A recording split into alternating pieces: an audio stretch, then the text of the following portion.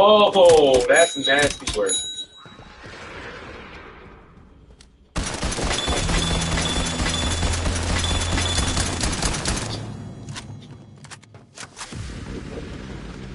That's nasty work.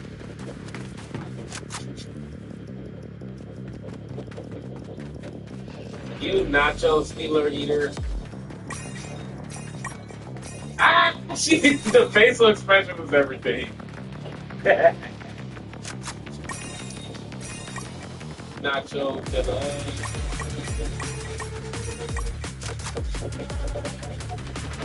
You got me.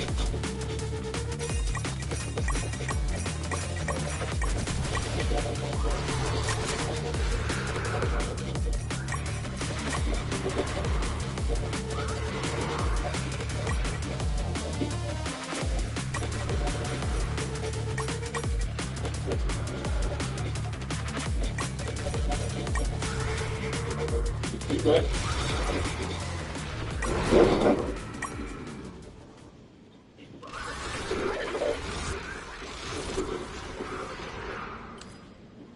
I know I'm finna blow. I ain't done. I know that I'm gone. I got some twin blocks to look at.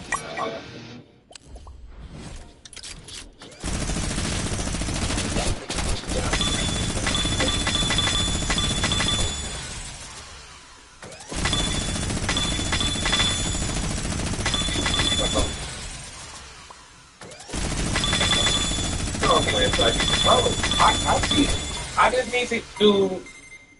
I need to play with you for 60,000 experience, and then I probably need to do a little bit more tycoon, and I'm getting that test seat, buddy. Like how the other day we had to do 60,000 XP in tycoon or creator modes. Yeah, you need to do 60,000 XP with a player in a party. Yeah, so get your fucking ass on Fortnite. Oh my god. You're such a cheat. No, we don't gotta do tycoon. I just gotta hop in Fortnite. Nah, not tonight per se, but like I know once we do the XP in the party, I know the last one is probably gonna be to do tycoon. That's what I'm coming to the down. I'm trying to get this Tesla tonight, boy. Best in the nation.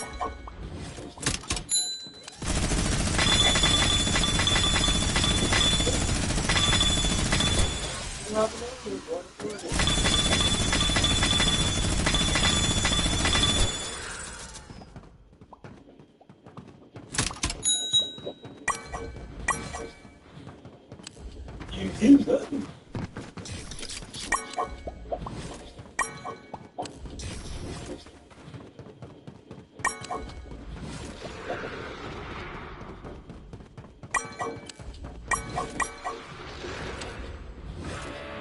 Let's get down to business.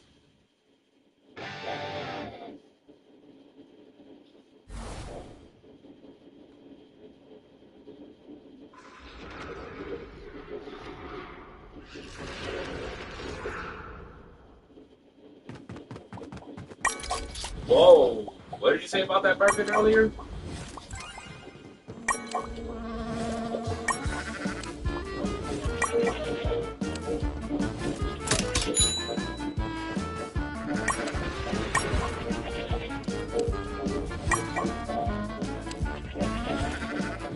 Hey, guess how many times I prestige with this game mode? This tycoon.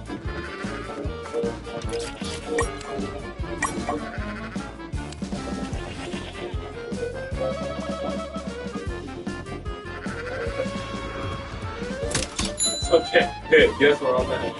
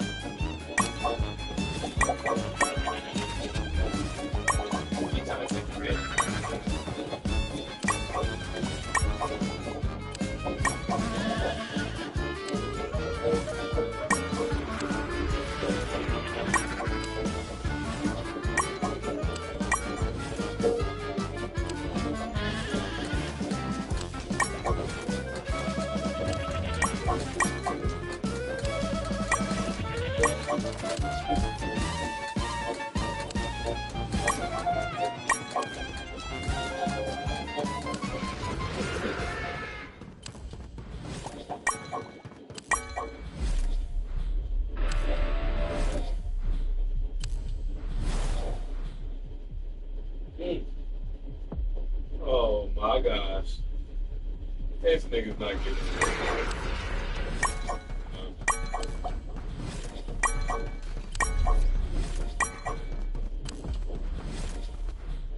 Alright.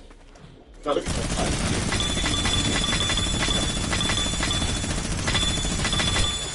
oh, nigga, oh.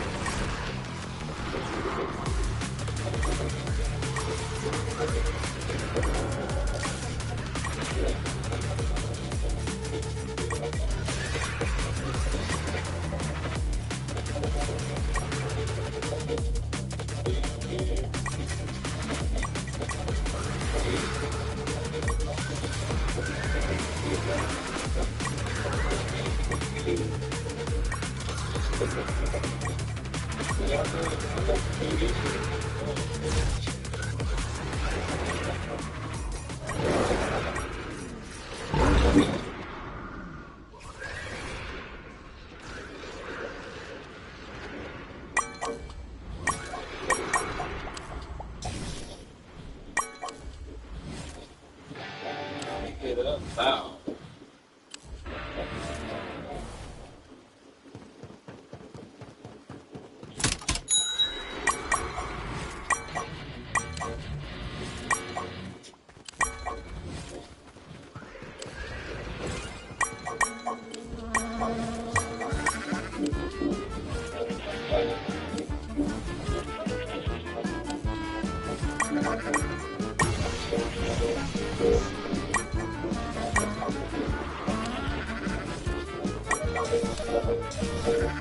I'll just stop out of this.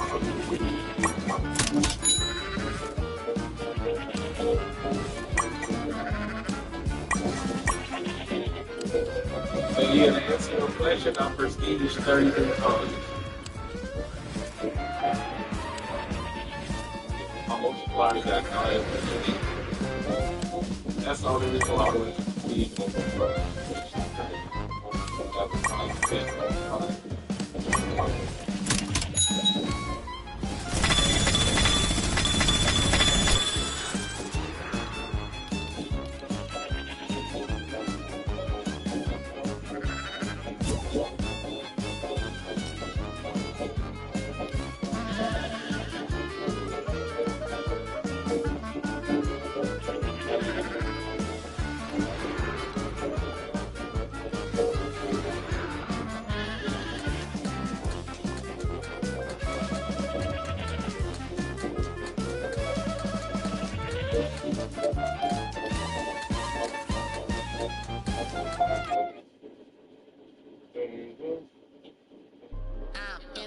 I'm in my zone. Yeah, but they don't know. Hey boys, love a little bit of chaos. In my zone. They all think they're better than me. Ain't no way it's soon to me.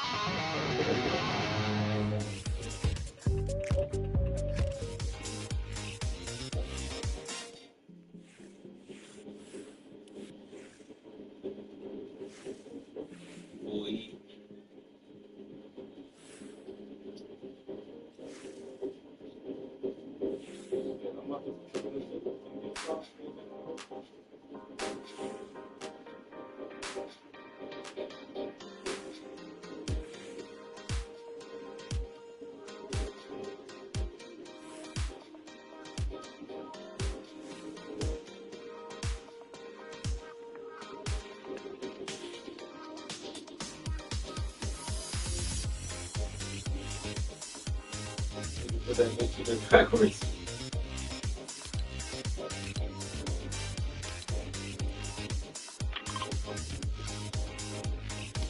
It's like if you put a roach in backwards, to some roach blood, that shit, it hits totally different. Oh, okay.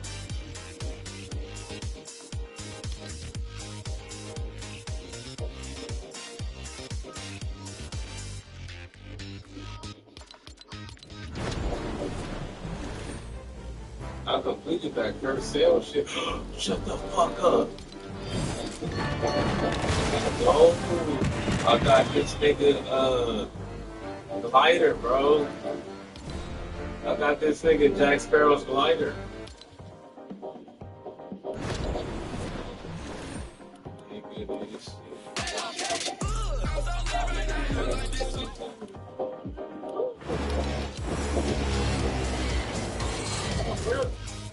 Where's the glider at, bro? It just said I unlocked this shit, bro.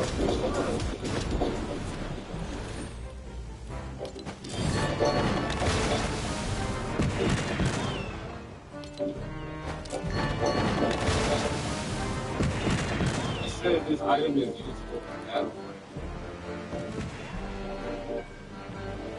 It says I got the glider, but when I go to it's just not there.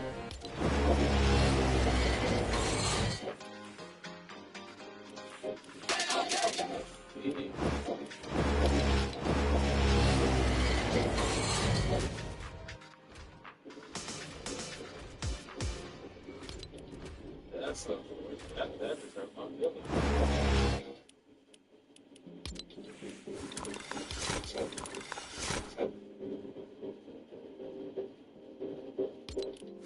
Why y'all I like this?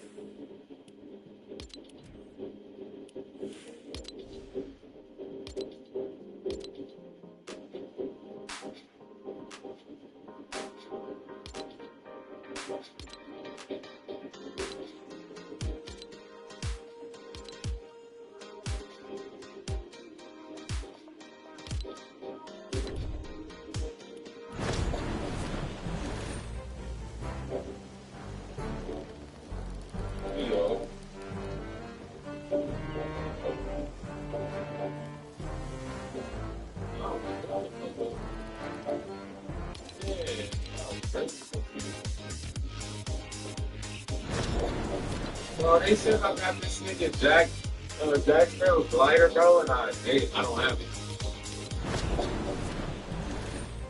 Like it says, change it, like I can show you, it says, change it everything. But it's not giving me the glider. Yeah. Oh, God. Oh, shit. I got $80 in promo, man.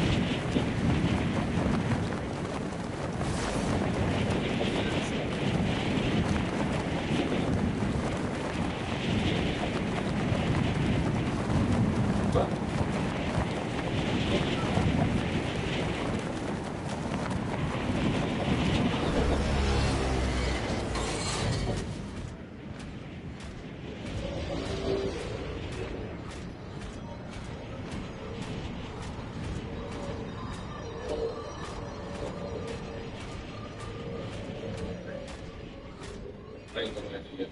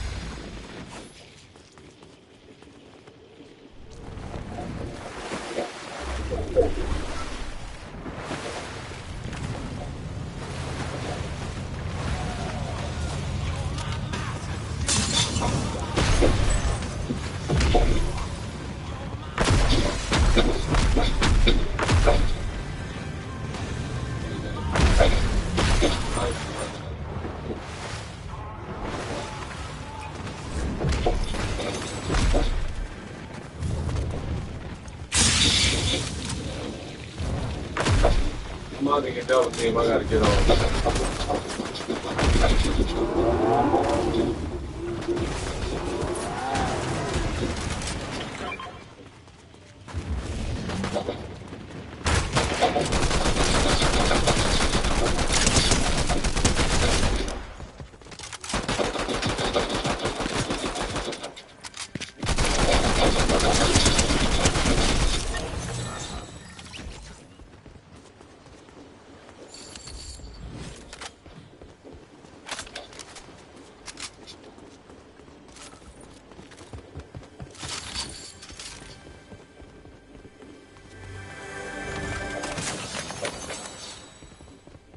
Man, they be pushing this shit up that little DMR.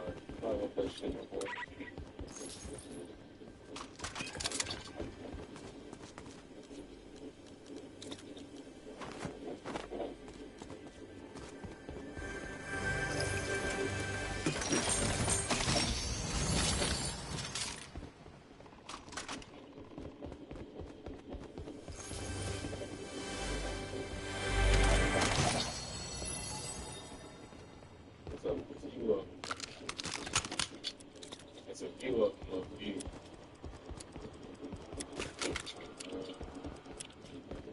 Whoa, shit. Right, this one got a scope on it. Oh, okay. Yeah.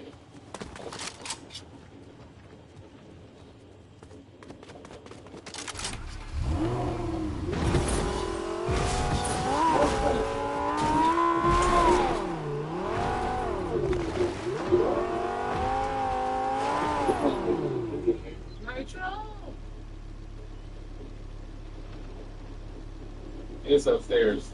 I mean, if you switch on the green one.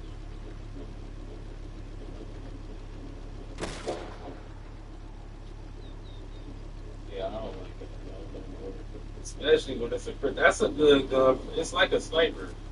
It's good from far away, but you can detect those numbers. That shit ain't good when you back.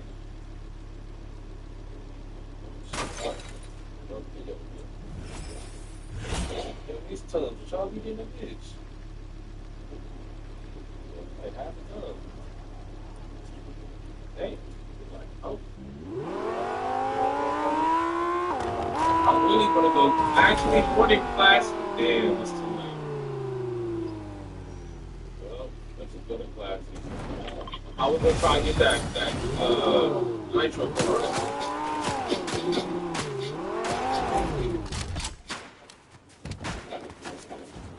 None of my guns got a scope on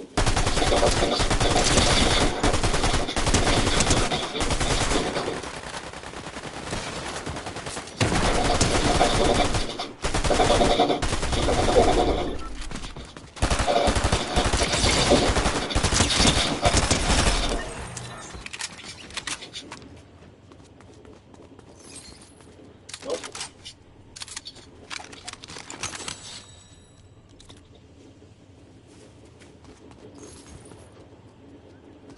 There.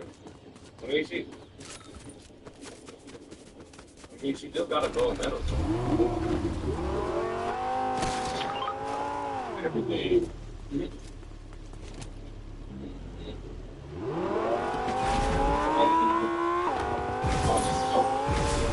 Stumble, they got a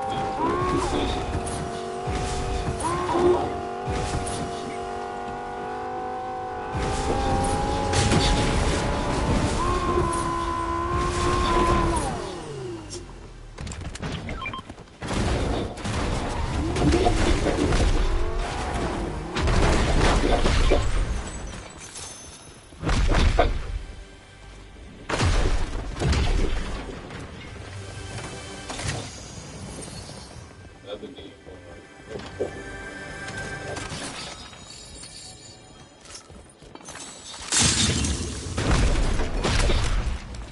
That makes the greatest.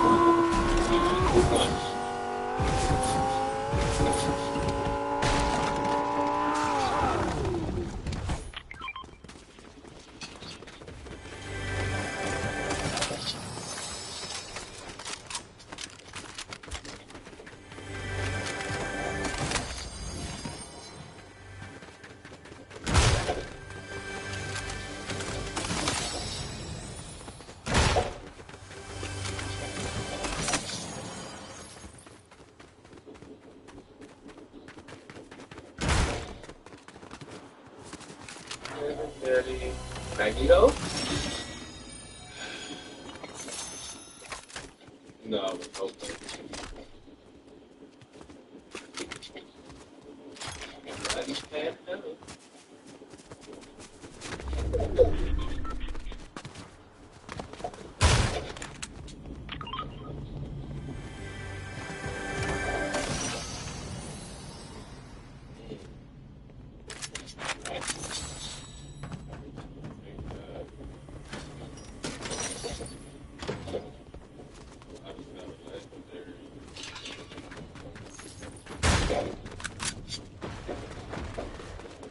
Yeah, we see.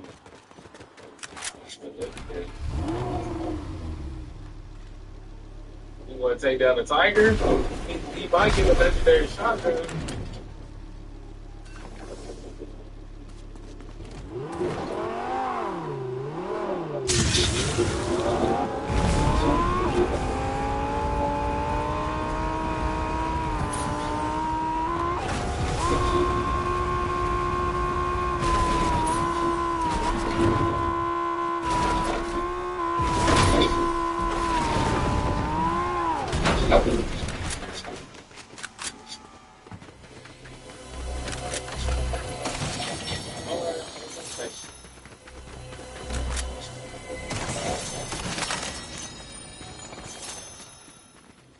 Legendary shotgun. What is it?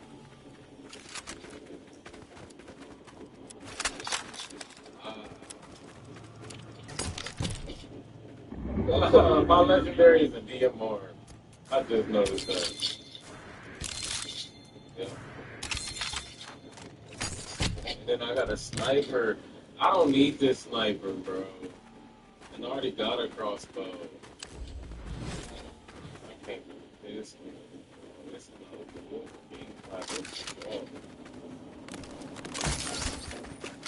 Yeah, I mean, the blue gun is cool. This is, I'd rather get the sniper.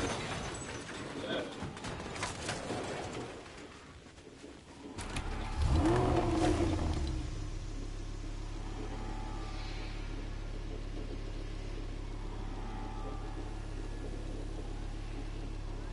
I don't need one. Shit. Let's see what actually, this one. It look like a nigga just left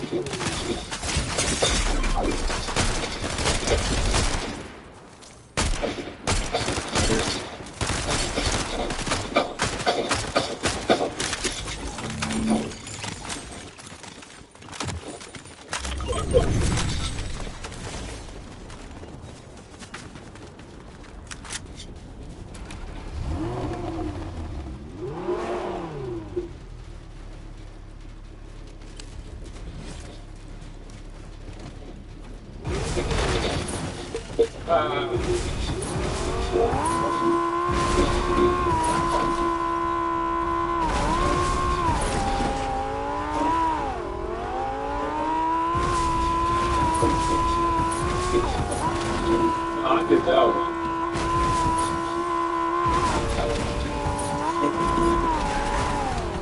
Yeah, I didn't think of any here, buddy. Uh-oh. Yeah, let's get that. Oh my gosh. Wow. Wow. I feel you. I got 3 guns, bro. I have no shields, but I got a lot of health.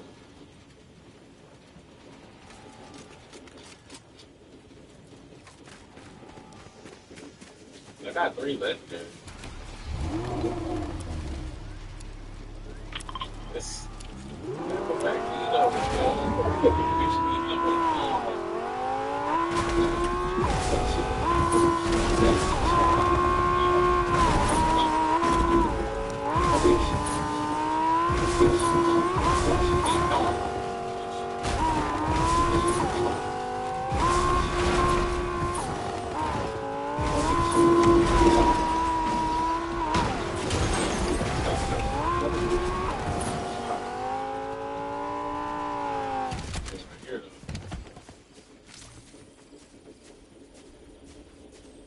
Is this the nigga up here?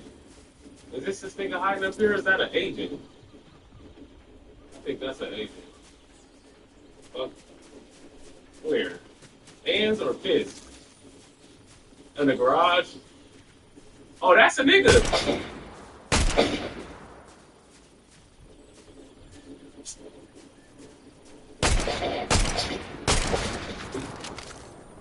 don't like this.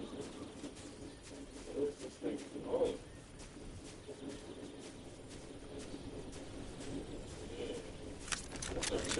Need that shot.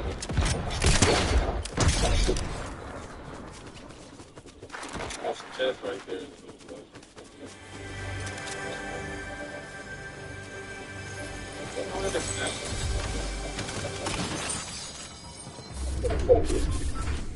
I have no shield. What?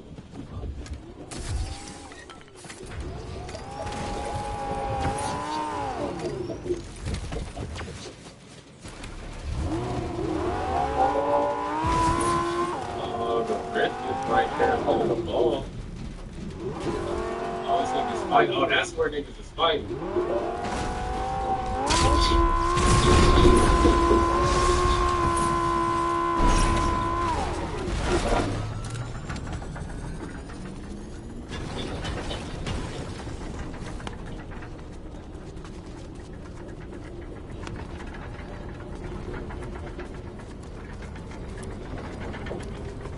Stay up there. Yeah, but shit, give me some magneto and some nitro fist, nigga. Fire, some shield too. 21 seconds. 8, 7, 6, 5, 4, 3, 2. Nitro fist.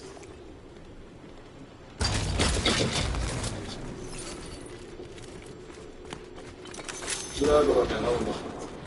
Actually, I'm gonna open some. I'm gonna get my shield up. Get my shield up.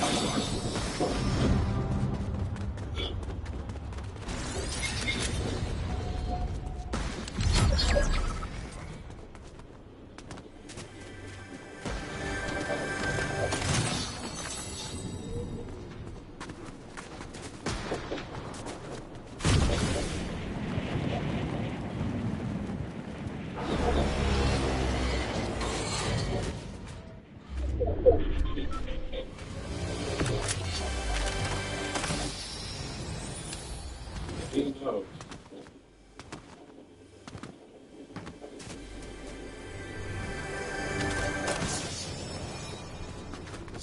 And I open all the chests. Yeah. Just one more chest.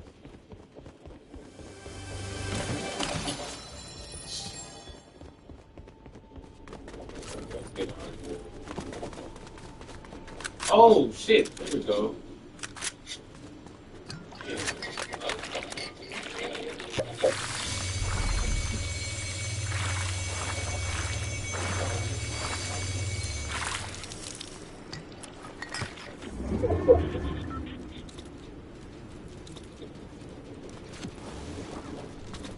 Alright, I'm ready.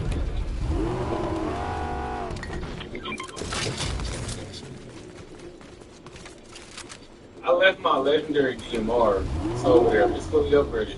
It's fully upgraded though.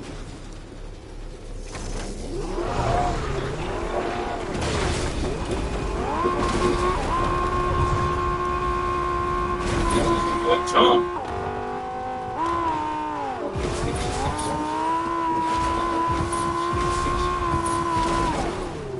The fuck?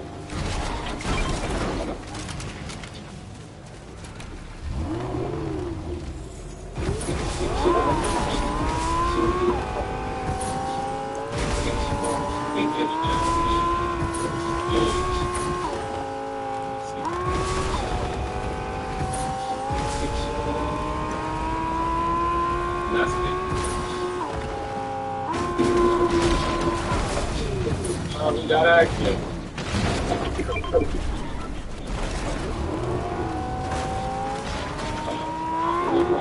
Oh, this nigga went over. Oh, just kill that nigga. This nigga went over all the boxes. You got on.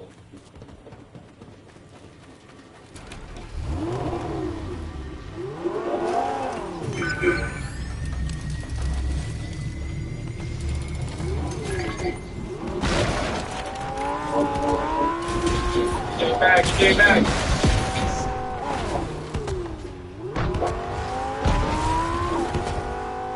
Oh.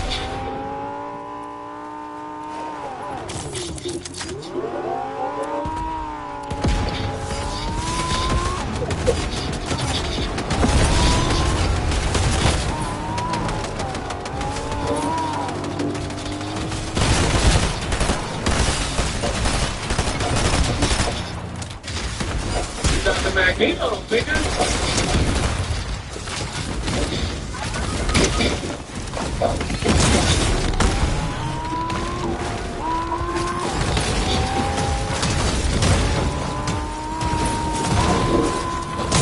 Hold on, he about to kill me. Oh, that's bullshit. I tried to get on. That's weird.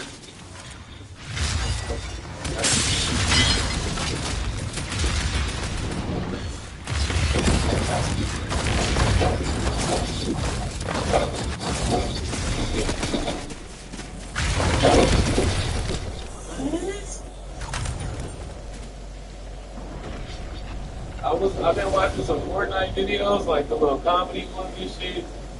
And they be hackers, nigga. They be hackers, bro. That's sick.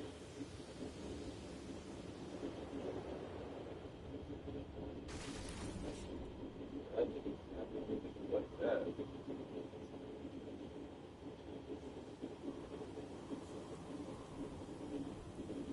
Niggas did everything right.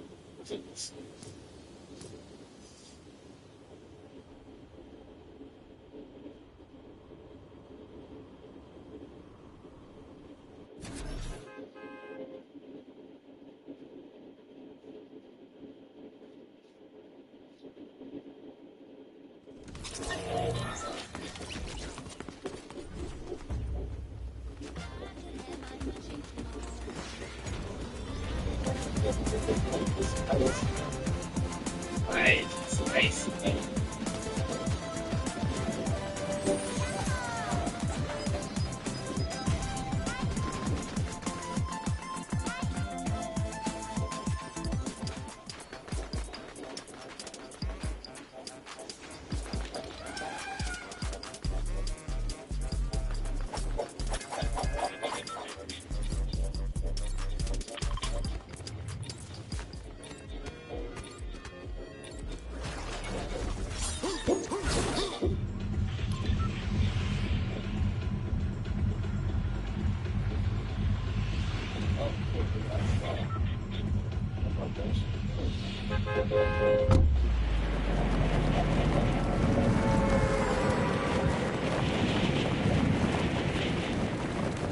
Oh, I just don't know ask.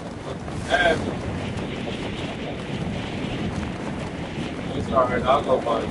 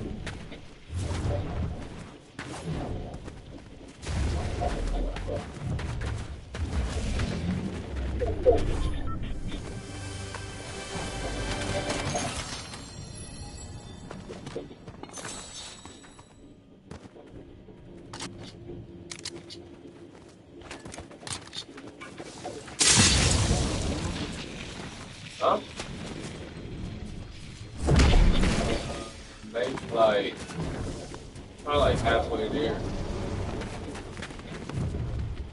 I mean, but like, so one match, that makes sense. You just gotta win. If we win, you gotta come. I'm in the middle of the map with the little shit instead of.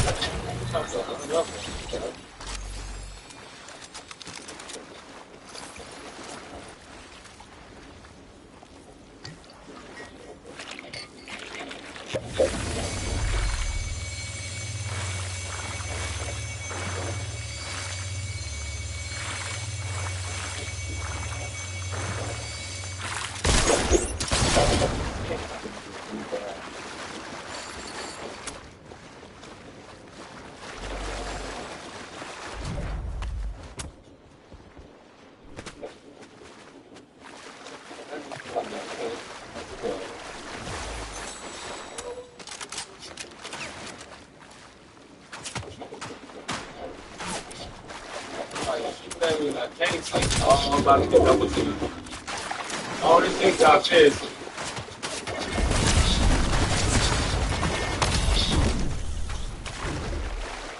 This nigga got nitro fist. I mean, I feel fun. I ain't in trouble.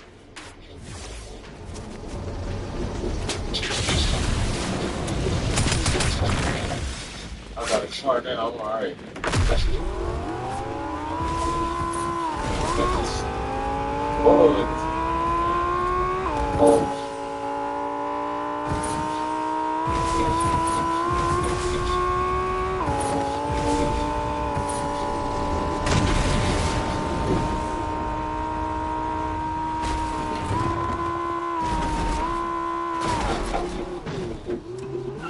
Yeah. Did you already hit the bridge?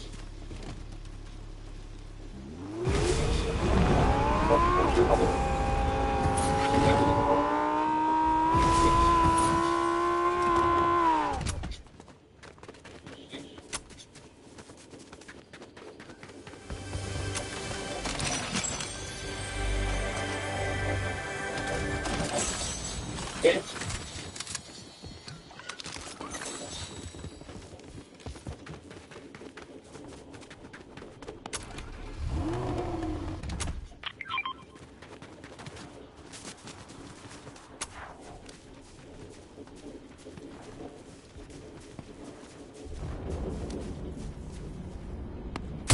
They all the way at that house. You know, active.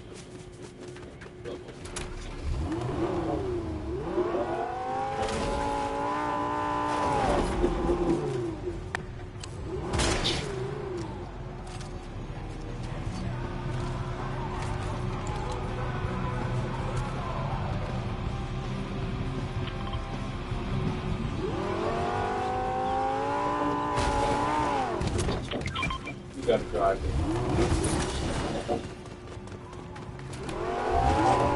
There you go.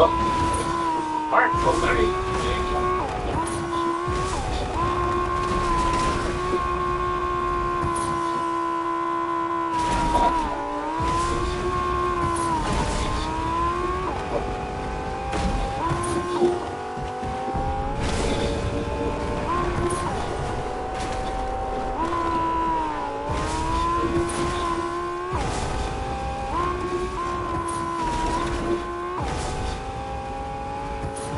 That's what they do.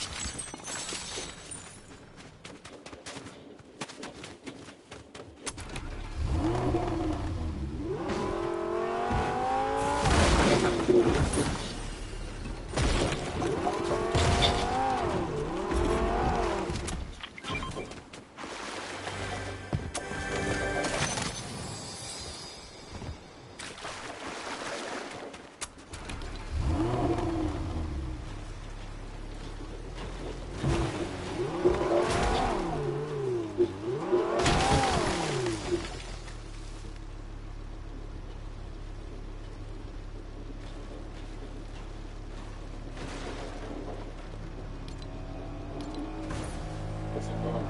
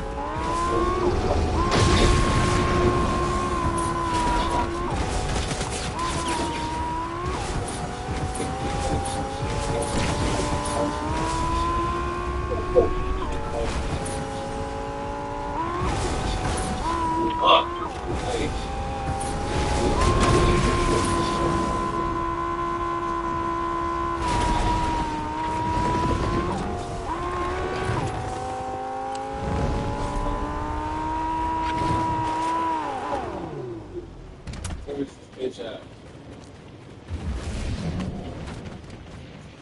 Yeah.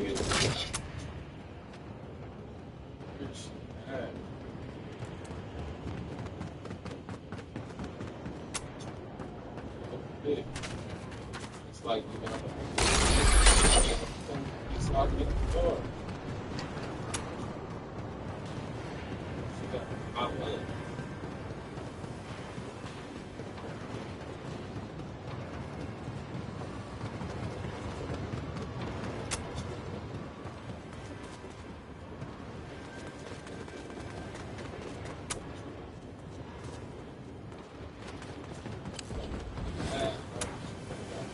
Thank you. Why is it so hard? Finding her.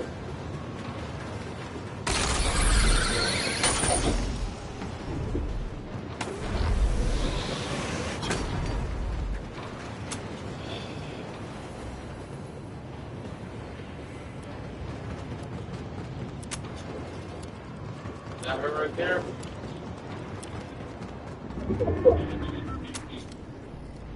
Up!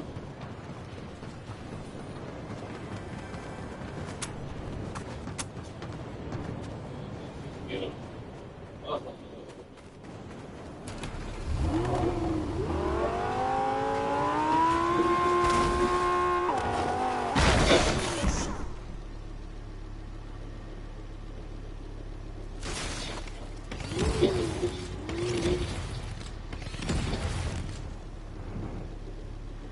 Right at the beginning. I don't see you at all. Your name.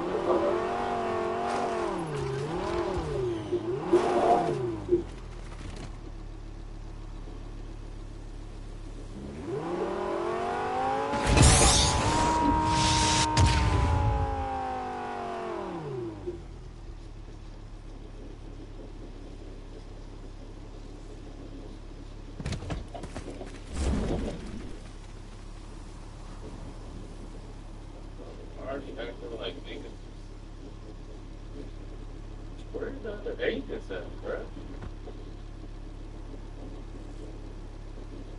They're making it seem like it's no agents.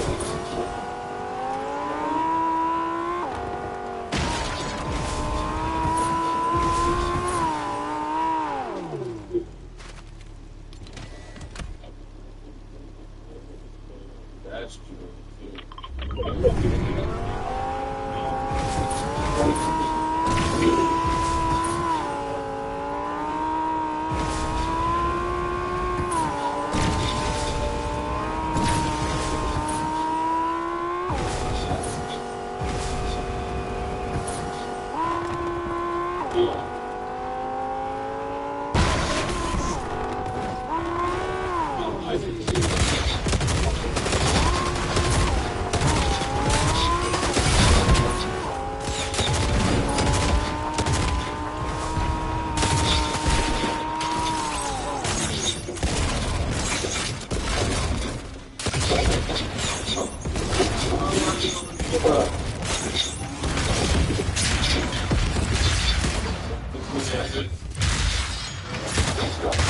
I was basically getting that shot straight. I was missing every shot. They busted this bitch down in here. I got to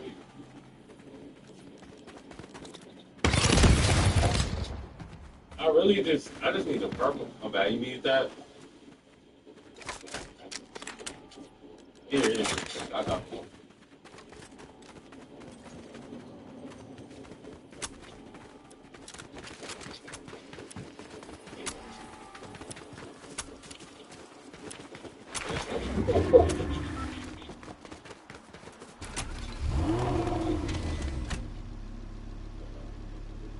That's the only one.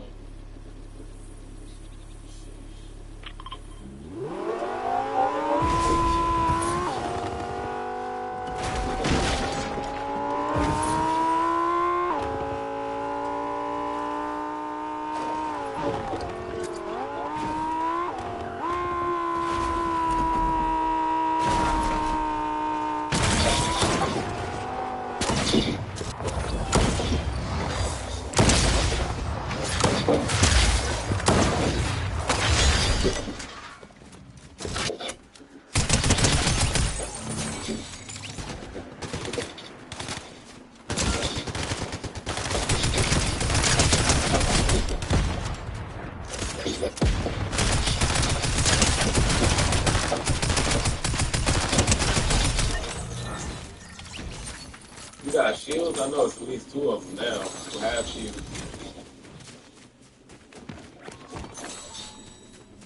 I got three shields, three med kits now. Too. I just need I just need a better gun. I only got a blue one.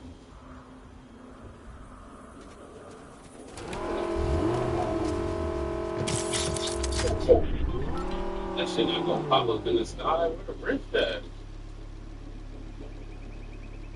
This is gonna be a shitty like map, bro. The way this shit like this shit gonna suck.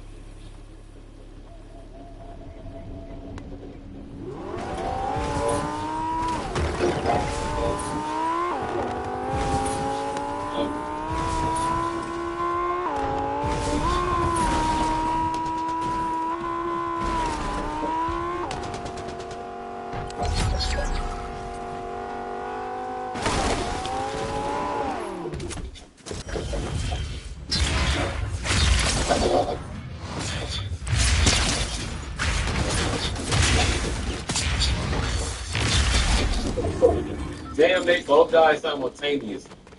Oh, that means the other nigga was down already.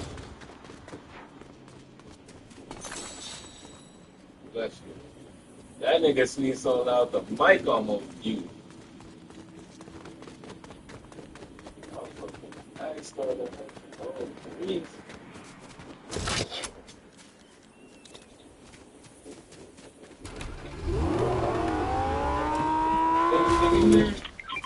Can we go over this one?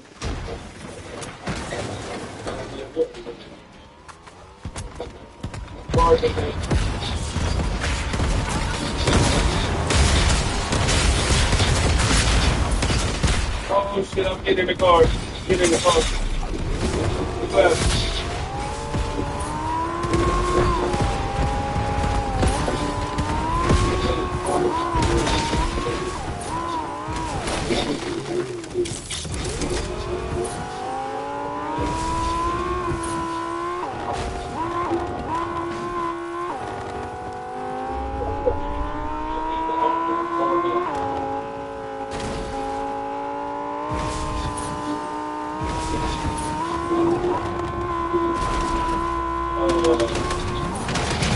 Oh.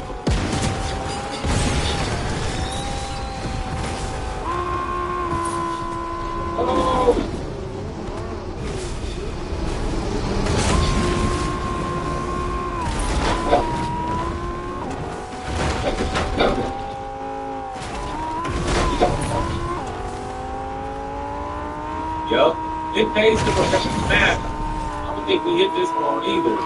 Oh, that's wild.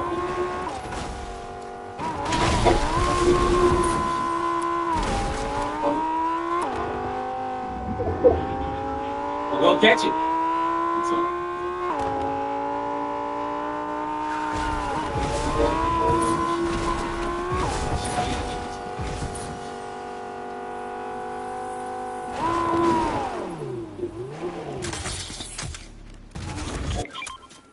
I didn't even upgrade this fucking gun. That's what I did wrong. Oh, gotta go.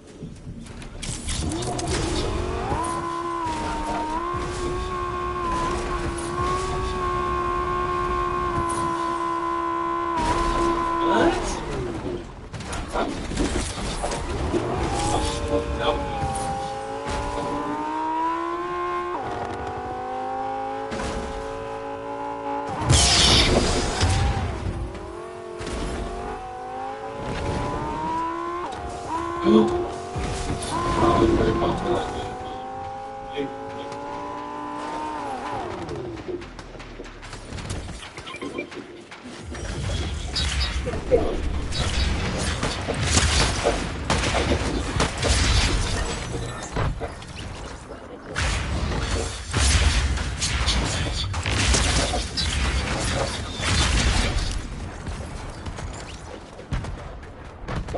They behind us shooting? Oh, the nigga in the Tesla truck.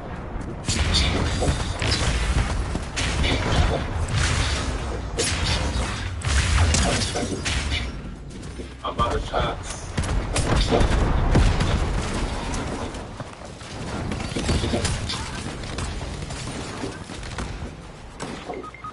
Hey, I'm about to. Oh, shit.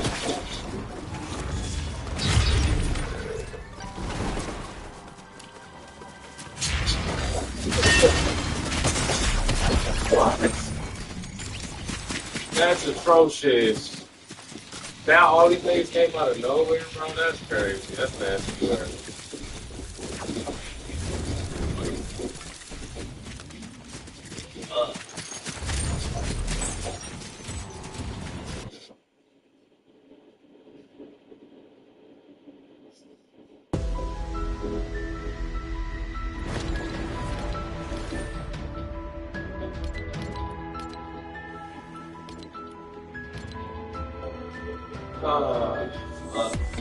Right in the farm. Yeah, right there.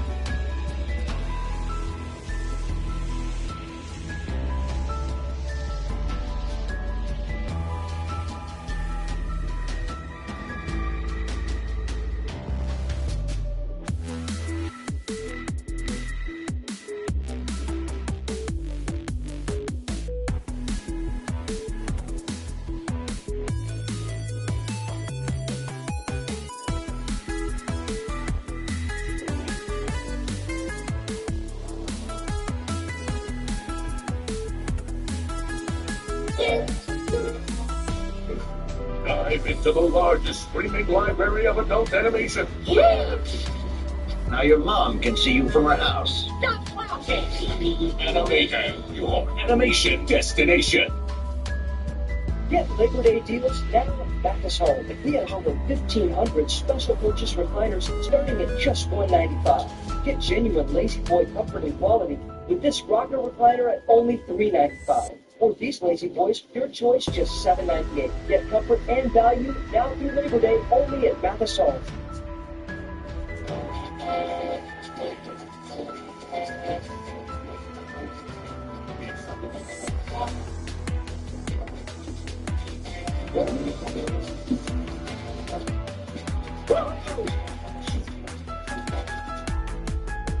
Oh,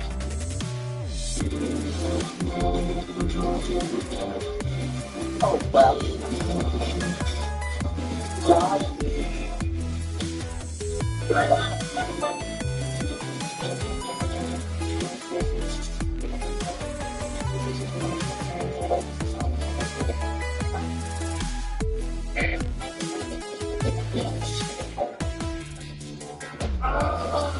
Indeed, I'm very excited.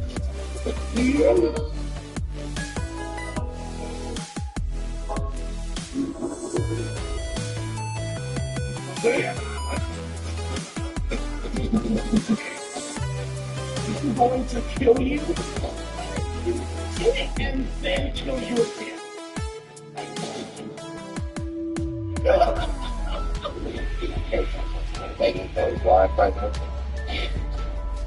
I get up for that long? I got shut up. I give up. I give up. Shut up. Yeah, he's off.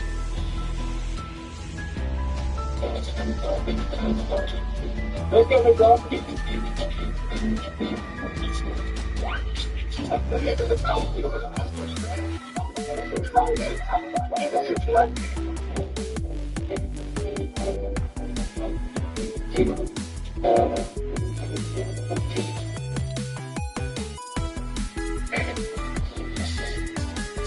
Easy.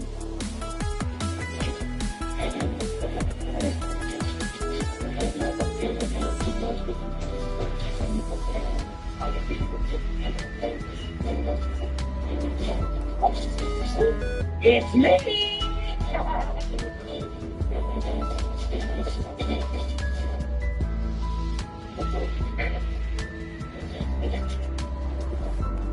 Yes, that's one.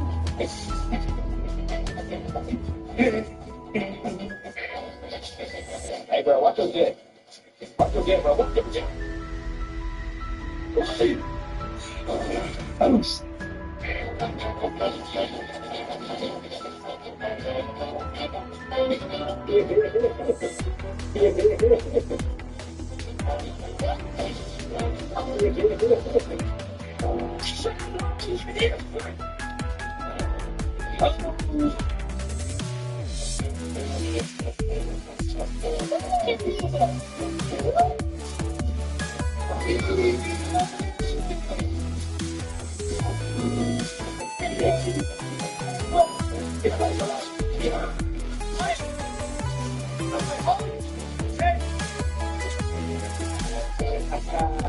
Hey, it's your boy.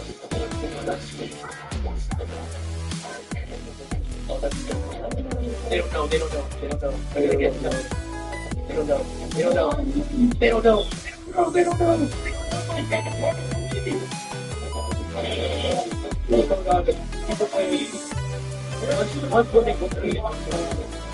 Let them come up. Let them come up. Let them come up. They don't know. They don't know. They don't know.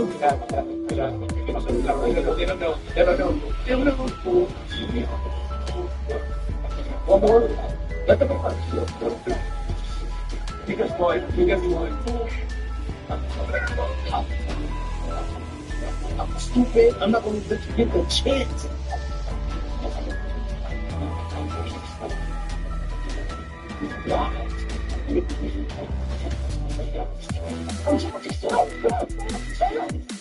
I was like, you need. You got me. I was like that. Definitely worried.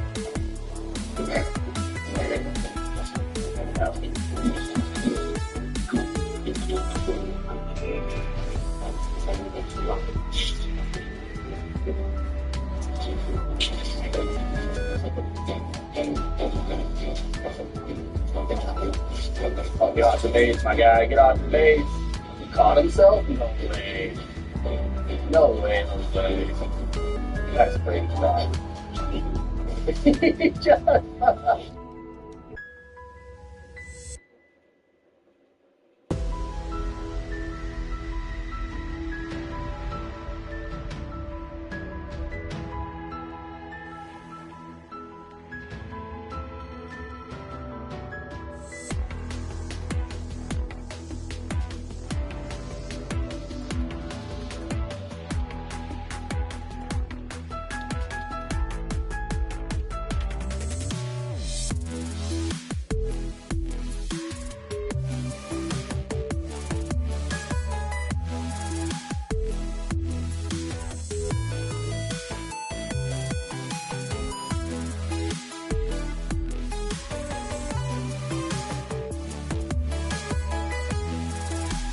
Game time.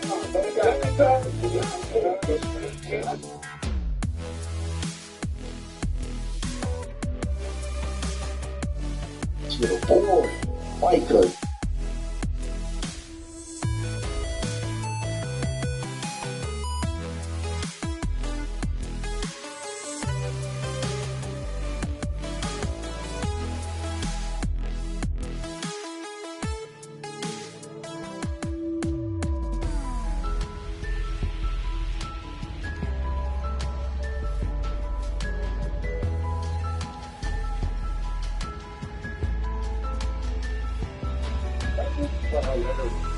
And it's not even on purpose a lot of the time. But they've given us some amazing comedic content over the years.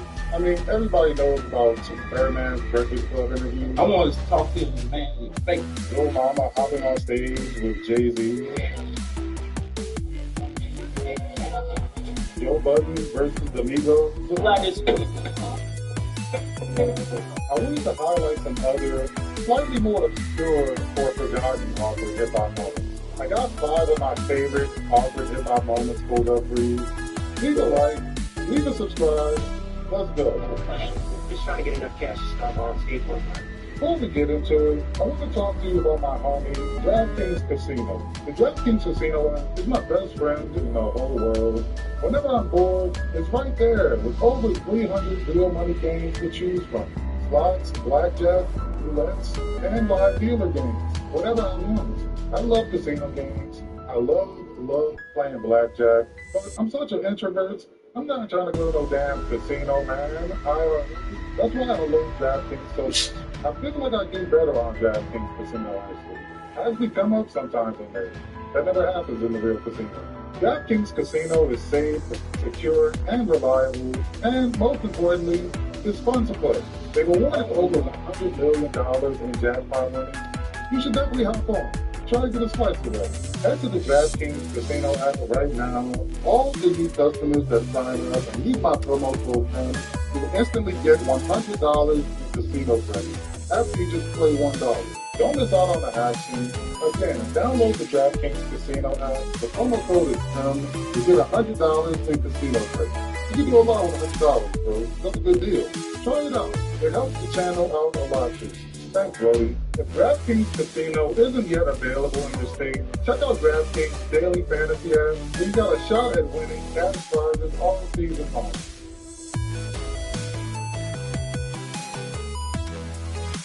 In this first entry, we're starting off super awkward. I apologize in advance. Back in 2020, there was this episode of Nick Cannon's Wildin' Out that featured OG content creators, Spoken Reasons. If you're not familiar with him, he was asking all them questions, guys. Remember this video? This shit was not funny at all. This shit was never funny.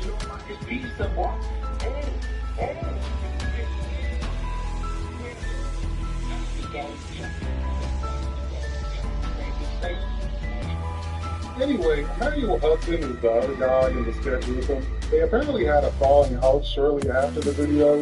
Spoken Reasons allegedly just ran off with all the money and didn't share any. That's messed up, bro. Fast forward to 2020, and Emmanuel Hudson is a regular on Wildin' Out, and Spoken Reasons is the guest. Now they finally get to confront each other in a freestyle rap battle along the Now, back in the day, you played football, you can remember. But since you played football, your favorite position was center. Nigga, it's not even the awkward part I was talking about. God, this shit is not funny, bro. What's wrong with y'all? Oh, let me tell you something. I'm funny and you dead. You look crazy. You got a booty tat in the middle of your forehead. Hold on, E-Man. Oh. You want to tell the people why we never did another video? You know, it came with a big check until he snatched it from me. Then he went missing and started acting funny. Why I get mad and start to rise? You got a chance to clear your name right now. Apologize. At this point, it's not super awkward. I mean, it's awkward as well. But it's still salvageable. It could be a nice moment in the end. All this nigga gotta do is apologize. Spoiler alert, that's not what he does. That's a fact. We could start a fight. I had to call your mama to put you in your first video with me. I put you on your first flight. Well, we gotta get on your ass.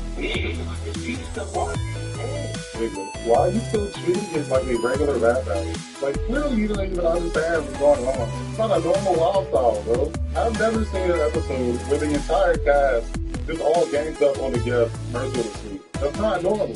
They invited him on the show just to embarrass him, but that's vicious, bro. I feel bad for this people. This shit was definitely a coordinated attack. Like, even the one good joke he got on, they didn't give his ass credit because they hate him so much. It's hella unprofessional, honestly. I mean, hey, they gave him a chance to apologize, right? Just to get this, during astronaut, of course I took the wheel. You played the bitch. Favorite position was center.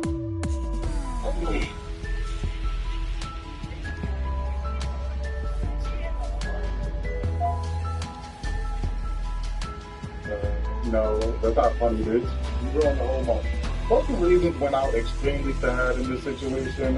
That's why you can't be shysty with people's money, bro. I really do feel bad for this nigga, man. He had to be expecting it, though, a little bit. The hate he was getting made the show awkward enough, but the fact that all his responses were so trash, that just puts it way over the top. This shit is physically painful to watch. Also, this one was barely hip-hop related. Whatever. Shout out to Spoken Leagues, though. Shout out to Manuel Hudson. This weak ass meme. Y'all need to know that this corny ass meme from 30 years ago. Get over it. What the hell is so funny about this? Come on. Let me tell you something. I'm funny. Speaking of freestyling, we got another hilariously awful freestyle from a Philly rapper by the name of O'Malley. What's with that? O'Malley is an artist signed to Meek Mill's Dream Chasers label, and back in 2014, he was a guest on Sway in the Morning. Now, there's a lot of bad freestyles I could have chosen from Sway in the Morning, but this one is by far my favorite. Woke up to some new shit. Strokes to my phone. Dad, the new bitch. The crazy thing is, the bro was kind of cooking in the beginning. I mean, not really, but it's not that bad. Like 30 seconds in though, he starts fucking up, just grunting and saying random gibberish. Then it looks like he's trying to reach in his brain for some written shit, but he forgets all that too. Yeah, my nigga, my nigga, look. That nigga took my nigga, look. All my niggas, yeah, we riding out. Pussy nigga, we coming to your high out. All my niggas, yeah, out. And then we'll out. Sway stalled him out and tried to compliment him on freestyling off the top of his head. This nigga though says turn the beat back on, and he wants to go another round. Big mistake, bro.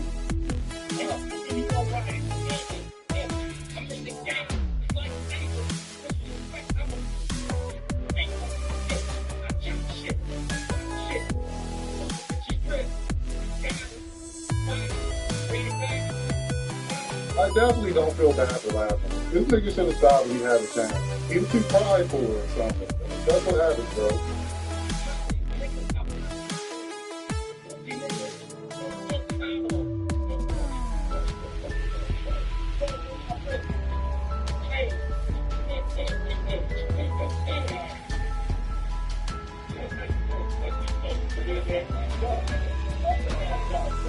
Y'all hear Sway trying to spare the nigga feeling?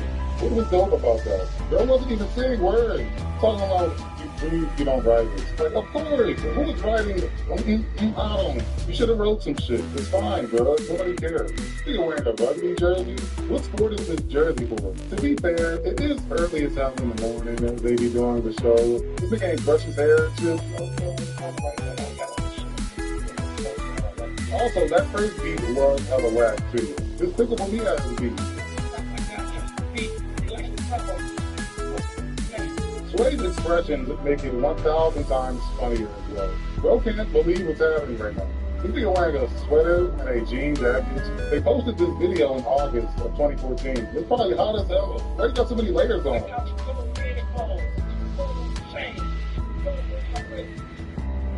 Bro was really struggling. God damn. I know he was happy when this shit was finally over. Hey, we all been there, man. Shout out to O'Malley. I'm sure he's a good rapper. I don't know. This shit was hilarious though. I highly recommend watching the whole thing. Just type O'Malley in the search bar. It's like the first thing that pops up. This one is a very well-known moment in hip-hop history. Lil Wayne kissing Birdman on the lips and making a song about it. Back in 2002, Lil Wayne and Birdman shared a hello kiss during an episode of Rap City in the basement. Remember that show? The Tiger?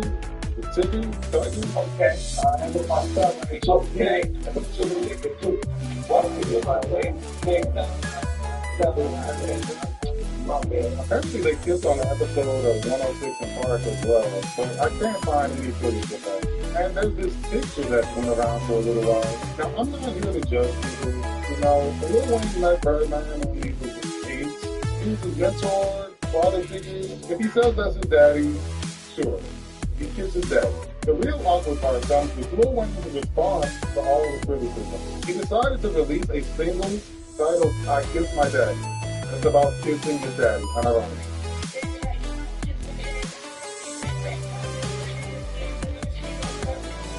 Honestly, this shit don't sound that bad, man. Who the fuck would ever listen to this though? This sus-ass song. Like, what did you make this for? Your favorite position was center. You just reused the same beat from We Taking Over. You didn't even bother to pay for a new beat. This is the definition of a throwaway track. You knew nobody was going to be listening to this. You definitely shouldn't have made this. Why did you make this?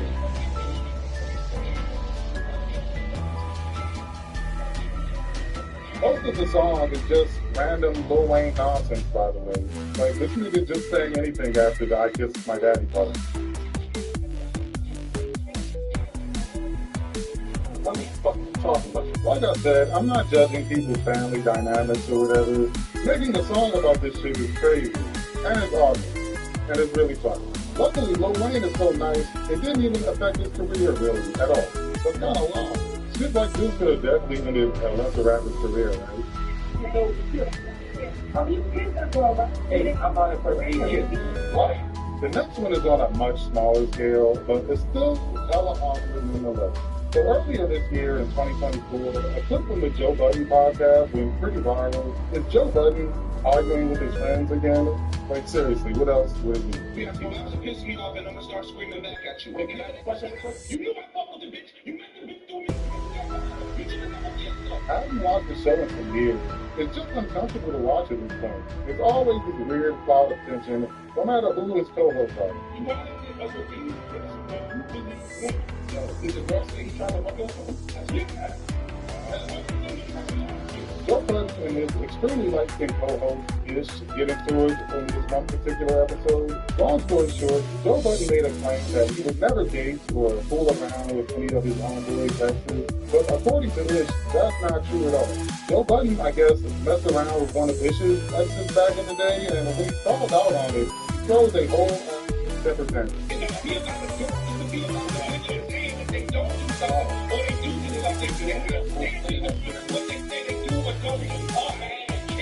And you emotional about it. Not you keep being emotional.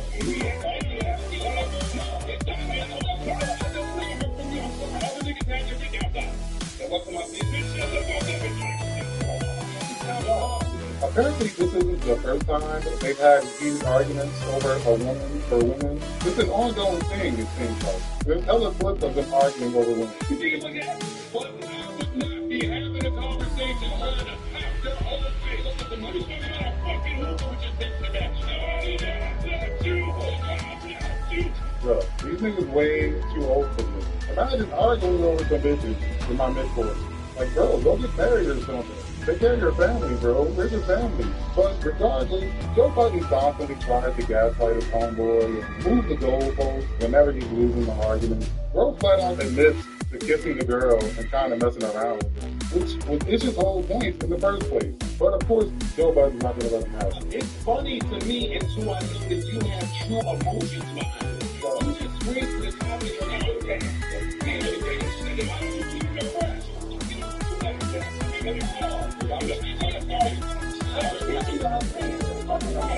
The nigga said I rest my case, like he proved something. Clearly, Joe Budden is deflecting like a motherfucker, and instead of just saying, you're right, I did mess around with one of your exes, I forgot, this nigga constantly tries derailing the conversation. He literally yells at the nigga, and when Ish yells back at him, he tells him to stop yelling and getting emotional. Joe threw his headphones off and kicked his legs around like an actual baby. Now he's calling niggas emotional. Who's watching this every week? This shit is frustrating. I don't know how y'all do it. It doesn't matter who the co-host is. DJ Academics, Rory and Maul, Jake and Josh, whoever the fuck. He's going to start screaming at them and trying to summon them at every opportunity. And it's really awkward to watch, the whole show. That whole shut the fuck up in 2024 moment is very funny to me, which is why this is on the list. There's so many Joe Budden moments I could have put on here though. Like the Migos thing, or him screaming at Lil Yachty, or his one-sided ass beef with Drake. Also, remember he was chasing his little kids down the street, threatening to kill them? That was hilarious as well.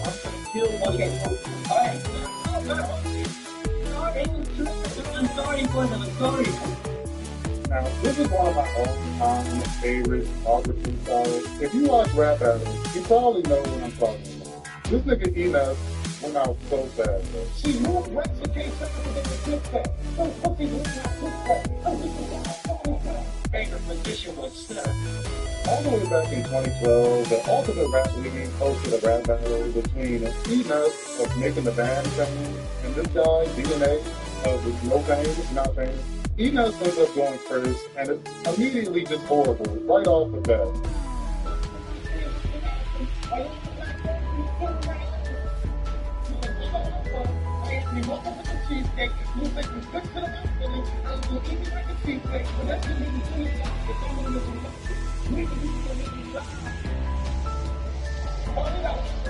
The crowd was letting him cook for a little bit, but then they get fed up and just start violently booing the whole rest of the battle. He is not handling it well either. This shit is agonizing.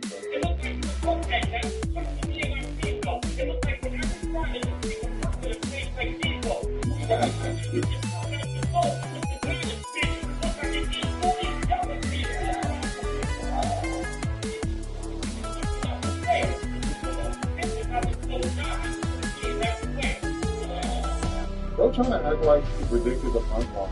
He literally just muttering random gibberish. It's so bizarre. He keeps doing it too.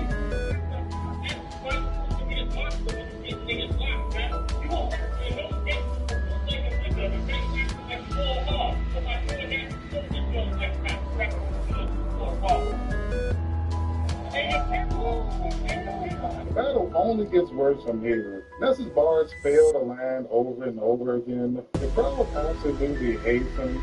I mean, I get it, bro. What are you thinking about? Why would you write after this? I don't know about it. She gave me you. I'm crazy and crazy for you. Yeah, I was skating through since 1982. It doesn't help that P. Diddy, Ness's former boss, is actually there at the battle, laughing and shit. Being in the same room as Diddy would make me nervous too. I can't imagine what Joe was going through that time. I would have quit rapping forever. Shout out to him though, for seeing it through to the end. No matter how horrible he was. I wish you would have come out of TV or my right TV or I'm like, that's what I'm believing and put out on TV. This was a number 13. Diddy wanted me to show them Finland off the first place. So, This ass nigga said he on the Burger King soundtrack. It's so funny to me, bro. I'm not sure why he's bombing so badly. This is kind of out of character for him. From what I've seen at least, he does usually is pretty decent. Maybe it really is because Diddy was there in the crowd, making him nervous. Maybe DNA is just like his kryptonite. I'm not familiar with all of that story or whatever. Also, shout out to homie Poison 10 by the way. I did a podcast with him years ago. I never released it. I don't even know where this shit is. It was a good ass episode too. It's not the fact that he got clipped in a rap battle. That happens all the time, sure. I think it's just the pure denial this nigga's display. That's what makes it funny. Like, he don't even understand why he's losing. Again, shout out to D-Nuts and everybody in URL. This battle was crazier than crazy. Thanks for watching though. Make sure you like and subscribe all over the channel. I'll be right back with the new book cinema. Make sure y'all pull up for it. Alright, boy.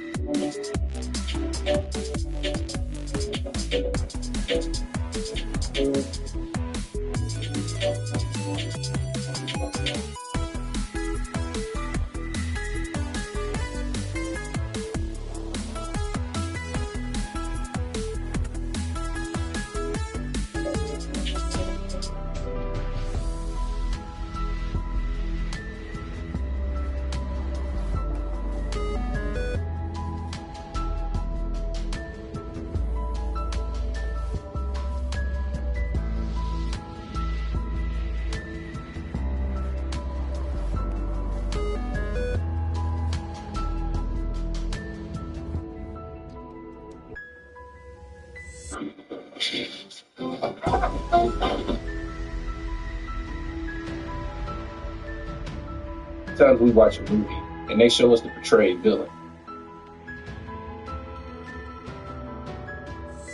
It's the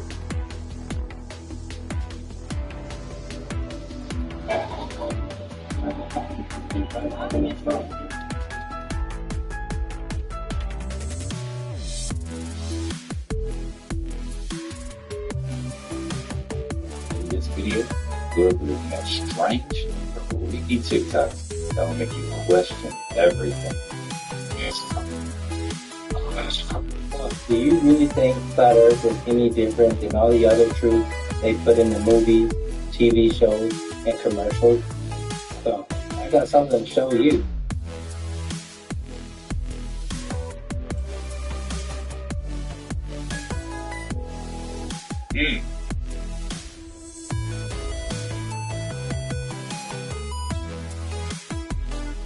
Yeah, Hunger Games was my idea a lot. Not gonna lie.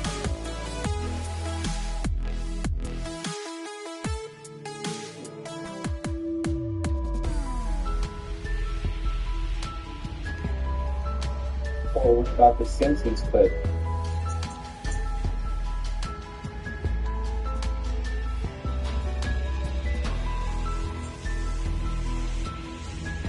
Or what about the reference to the Parliament in King Kong?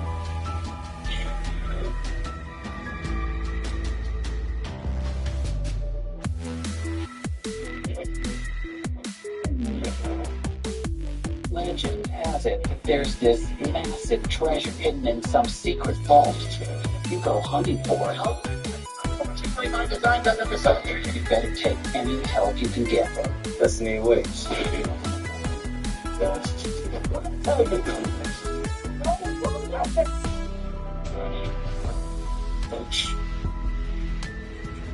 Right, it's been there all along, right in your face, in the movies, TV shows, and commercials. Or remember this scene in The Men in Black? 1,500 years ago, everybody knew the Earth was the center. 500 years ago, everybody knew the Earth was flat. 15 minutes ago, you knew that people were alone on this planet. Our ancestors depicted it for us. They told us the truth. And then NASA came along, told us we live on a spinning space ball with curved water. But come on, guys. You're gonna have to try a little harder. You left the hand tool. What do y'all think about this? Y'all let me know in the comments. Don't forget to like, follow me, and share this. Let's get this out to the people. And like always, God bless. What if, right? Shout out to my flat earthers too, by the way. What if that's really what it was like, right? And there's this computer room, and everyone's back there, and they're controlling everything that goes on in the world, right? Like, you got these people, y'all control the eastern hemisphere, y'all control the western, northern, southern, y'all control this part over here and that part over there. You know? And they're all on the same page. Make sure the weather's this way. Make sure things are this way. Make sure this person's that way. No, I don't want you to see the stuff today. Just imagine, like, that's what the firmament really is. And there were some guys out there that, like, just back in the day, right, the firmament breaks or something like that, and you look up, and there's some big people looking down on y'all, like, y'all wasn't supposed to do that, and pick you up or something like that. You know, my mind is going crazy. We are on the land of the milk and honey and do not need to be led to it because it's all around us. The problem is the land has been infiltrated and the milk and honey has parasites in it. The beings that came here have poisoned everything natural to us, stripping Mother Nature of her natural juices. This is why Mother Nature is reacting the way that she is. Imagine having a parasite in your stomach and trying to shit it out or throw it up to get it out. She's purging. And so are her children. They made it so that you think your birthright is coming from one place and one place only, when your birthright is all around you, all within you, everywhere you step, everywhere you go, in every city, in every state, in every country. Your birthright is this entire realm. You are your birthright. You are the land. You are the milk and honey. That is why they are so afraid of the solar eclipse. Because in this moment, you will have no choice but to embrace your inner darkness. We've been embracing the light. Oh, love and light, love and light. But baby, your ultimate power is in the dark. What do you think is happening to you? What do you think that's going to mean to you as a sun child when the sun turns black? Of course, the opposing forces are panicking, and they want you to panic with them. They want you to hide from your power. Oh, go stock up. Oh, you better stay inside. Don't this sound like what they did in 2020 when coronavirus hit and the crown of the sun heated up? Baby, I was outside. That is when I noticed the most started to activate within me. She ain't lying there. She is not lying. Same here. I used to go outside all the time, soak in the sun. And mentally, I was in a whole different space, right? Like, knowledge was just abundant. You know, my mind switched up and, you know, I just started to question a lot. And it wasn't nothing to do with TikTok or anything like that. This was just within my own self. You know, I used to read books and stuff here and there. You know, I listened to Dr. Ben's lectures a lot. I don't know if you guys know who Dr. Ben is. Dr. Ben Yosef Yakinen. I think I spelled that right, said that right. And then, you know, I used to listen to John Henrik Clark, Bobby Hemmett. Those people, Dr. Delbert Valaire, those people, those were the ones who kind of, you know, awakened me. And then going out to the sun and getting those downloads was like, I didn't listen to these people and just brush it off like I might have in the past. It's like, no, this is really resonating. So, yeah. How many other people feel like that during 2020? So I'm not going to say be inside or outside. Whatever you resonate with, you can't hide from the power of it anyway, because you a sun baby. Ooh-wee. I know they is crawling, wheezing down there underground trying to figure out what the fuck they gonna do, because the times is here. The plates are shifted. And it's not just about this solar eclipse. It's about these times in general. Why don't you unpack the info? Yo, I just got 2 questions for her. What toothpaste she uses because her teeth were extremely white? And does she actually go over everything? Alright, popcorn's ready. Hey, that's the fire alarm. Get out of here. Wait for me. Come on. Get out of my mouth.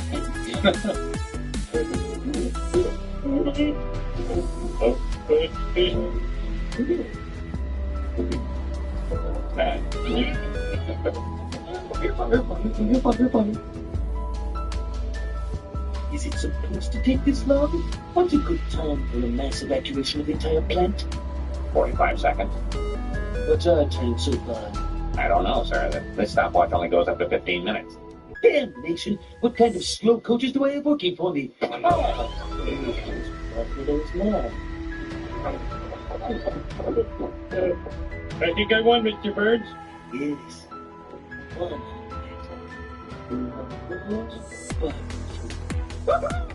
What a disgraceful display. I've seen more orderly behavior in a Ritz Brothers film. You all need a serious lesson in teamwork. Maybe he does, but I don't. Hey, you take that back. No, you take that back. Literally. I can see this happening. That looks like a miracle right there. That whole building is a miracle.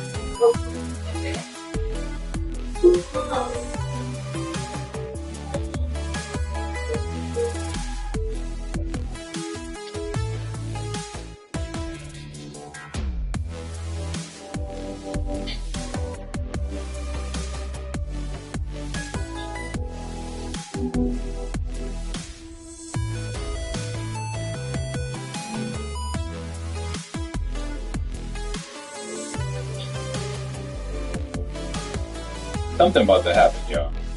I just feel it. You got this light, eerie music.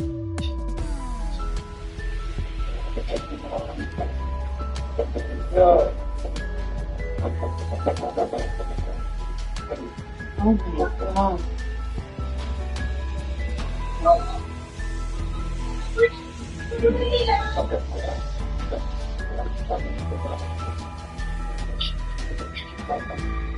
Yo, man, did you guys see that?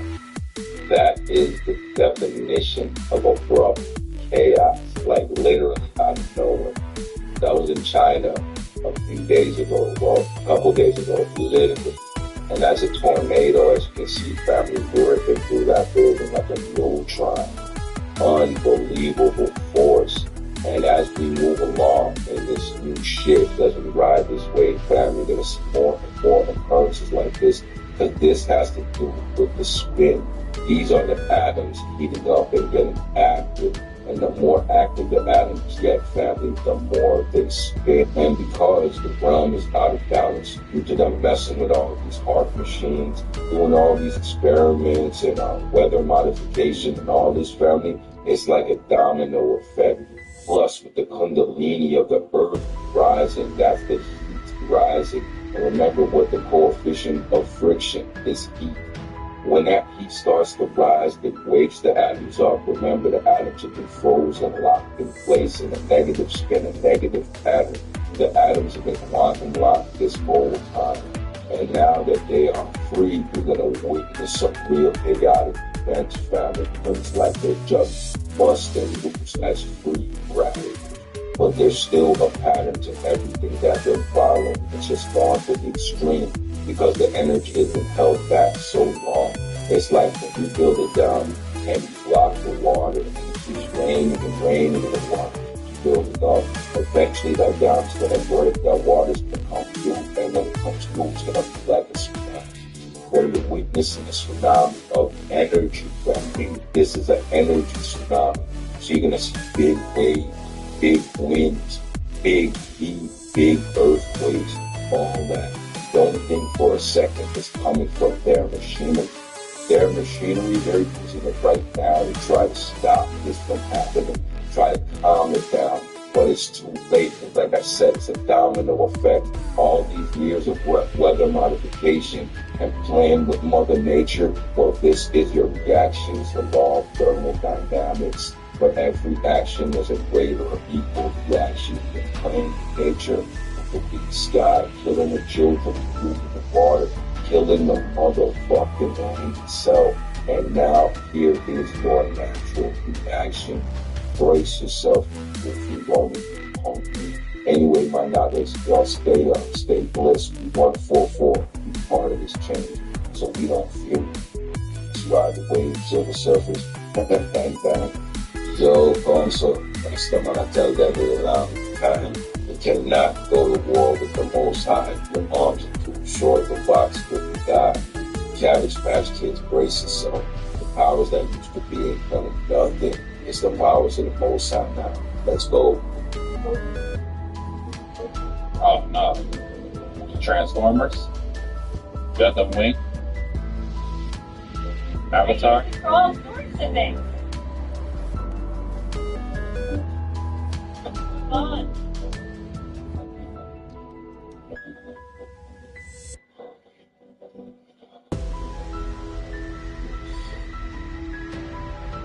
The $10,000 exoskeleton.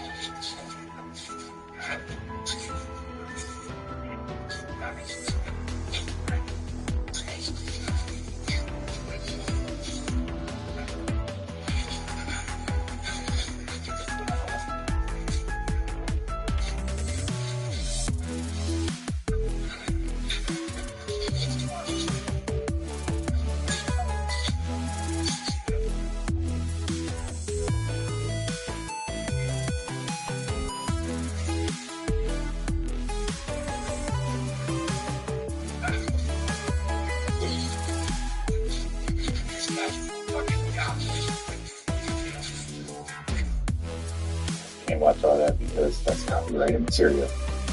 But yeah, man, imagine, okay, we have a $10,000 exoskeleton, right?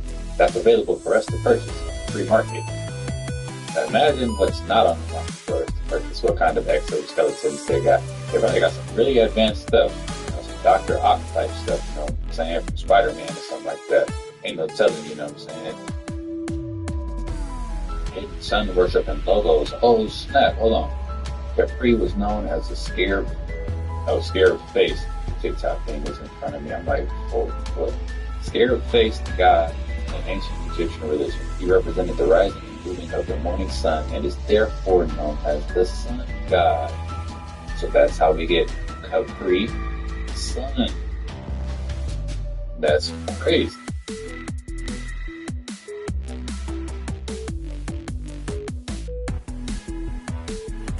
NASA has unveiled plans to launch 3 scientifically oriented rockets into the moon's shadow on Monday, April the 8th, coinciding with a partial solar eclipse spanning North America.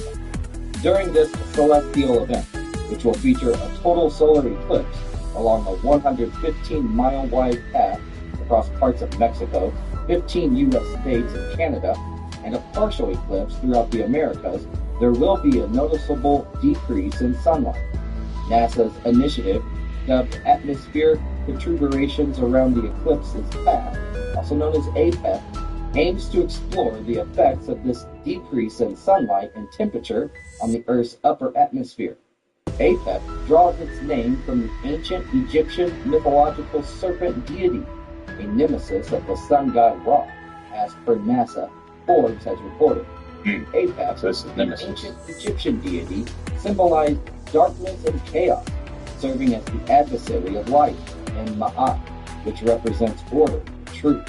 Ra, on the other hand, represented illumination, making him the primary antagonist of APEP.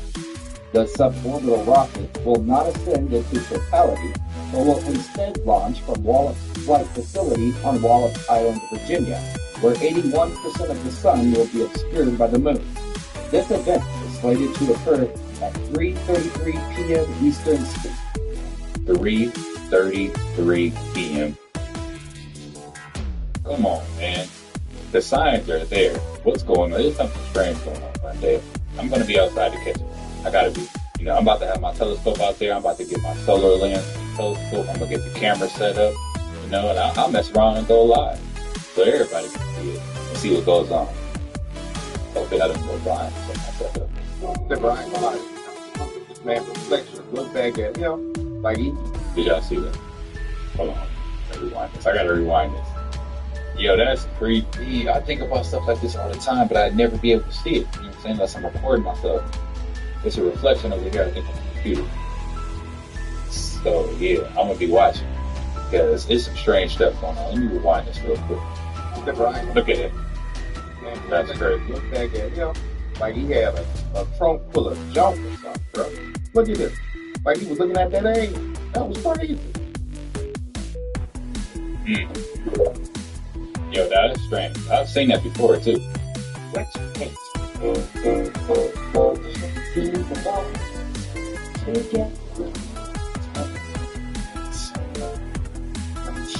Blow up. Always with accidents. You can call it accident. Who's this guy singing? And you and I are conspiracy fly. Can't you know this means deceiving? I did not. The Denver airport was built by the Illuminati.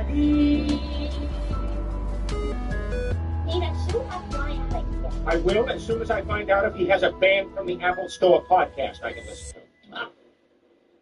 This, like what she just said, that holds true for the majority of people listening to what we conspiracy theorists have to say. Shush that fly out of here. I'm not trying to hear that. You're messing up my everyday loop.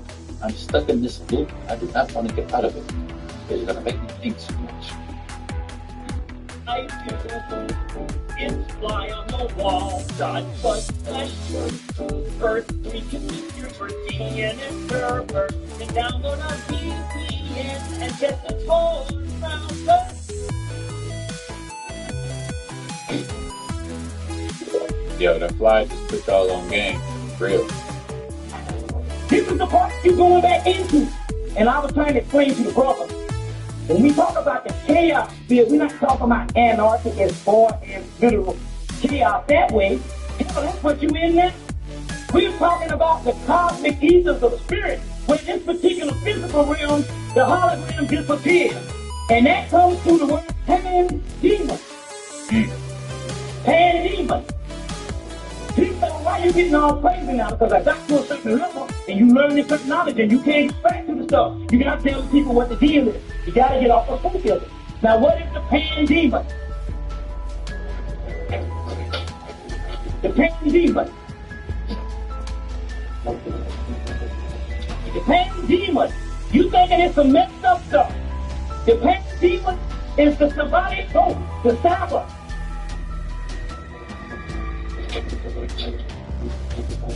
The god Pan comes from the original god of Africa, Sut, or Sut Nifty. which means the black one.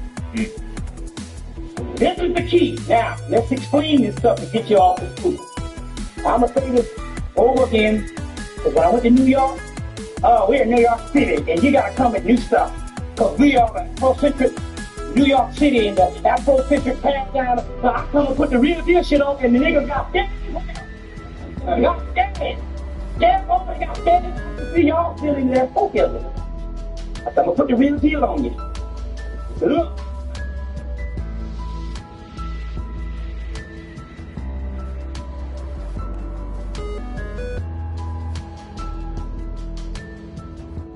Story. News. Universal Technical Institute's Automotive Technology program is made for aspiring auto techs. Here, students learn from instructors and labs outfitted with industry-aligned technology and tools. Your search for technical training can end here. Enroll at uti.edu. En Raising Cane's nos enfocamos en hacer siempre todo bien. La calidad no es complicada y nuestro menú es la prueba. Raising Cane's chicken fingers. One love. Evita las filas y ordena desde nuestra aplicación o en línea. Today's story is a classic, scary cabin in the forest story, but with a very big plot twist at the end. But before we get into that story, if you're a fan of the strange, dark, and mysterious delivered in story format, then you've come to the right place, because that's all we do, and we upload once a week. So if that's of interest to you, the next time the like button is looking to adopt a pet, tell them you just rescued a puppy and you'd love for them to adopt. And when they say yes, go ahead and drop your puppy off, but don't tell them that your puppy is actually a hangry saltwater partner. Also, please subscribe to our channel and turn on all notifications so you don't miss any of our weekly updates. Okay, let's get into today's story.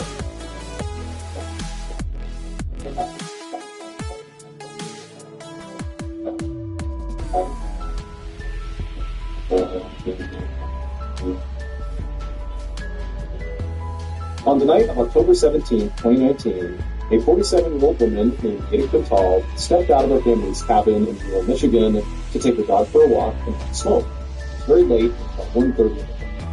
Now, this cabin where she was staying was very isolated. It was about a half mile away from her neighbors, but Ada actually enjoyed solitude. She was surrounded on all sides by forests, swamps, and the wilderness actually made Ada feel a lot safer than when she was back home in the densely populated Detroit area where she lived full time. And this was because just a few months earlier, she had been back home. Boy, she had been the victim of an unprovoked attack. She had been out in the city around all these people in broad daylight.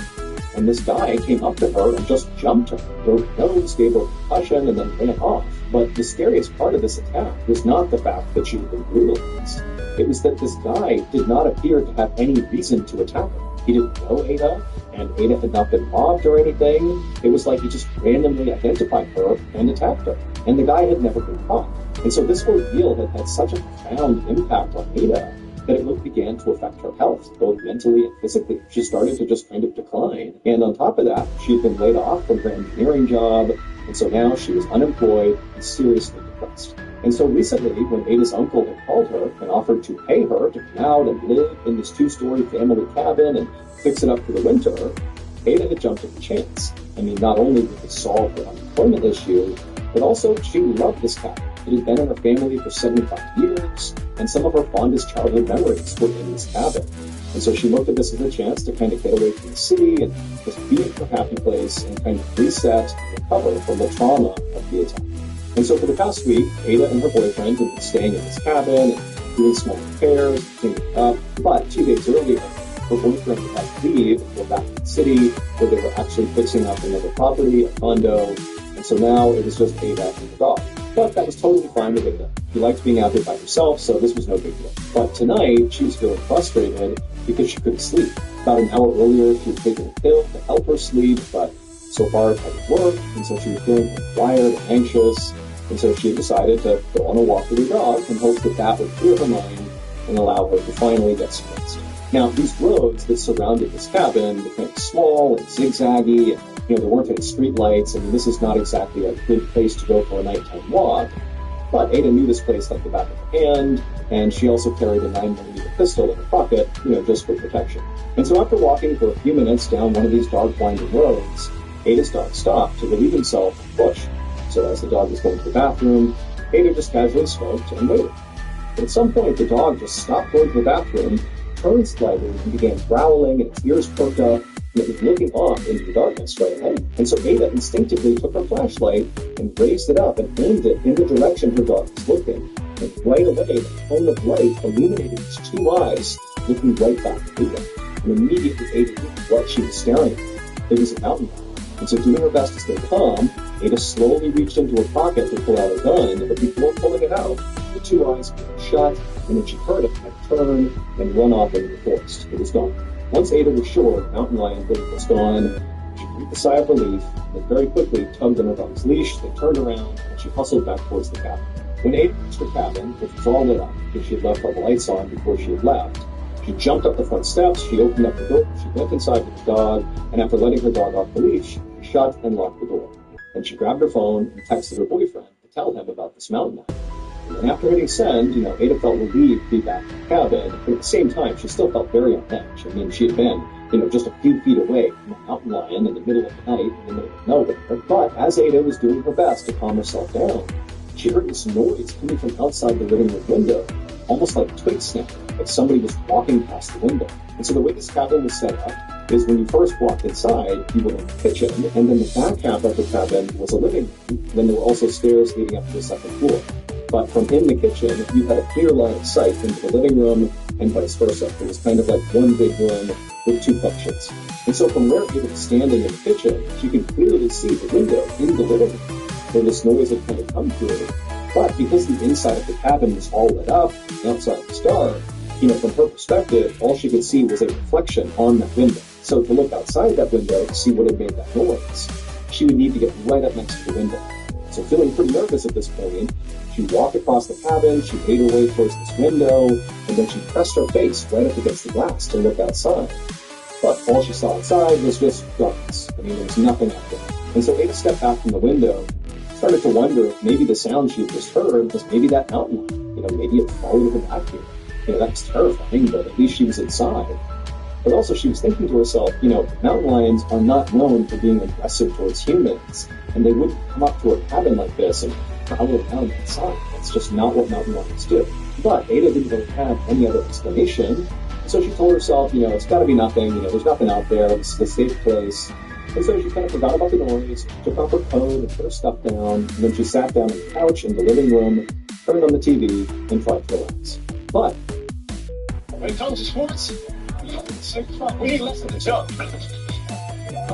More of the good stuff. More things that replenish us, like go squeeze out electrolytes. Powered by fruit, so you can keep the flow going.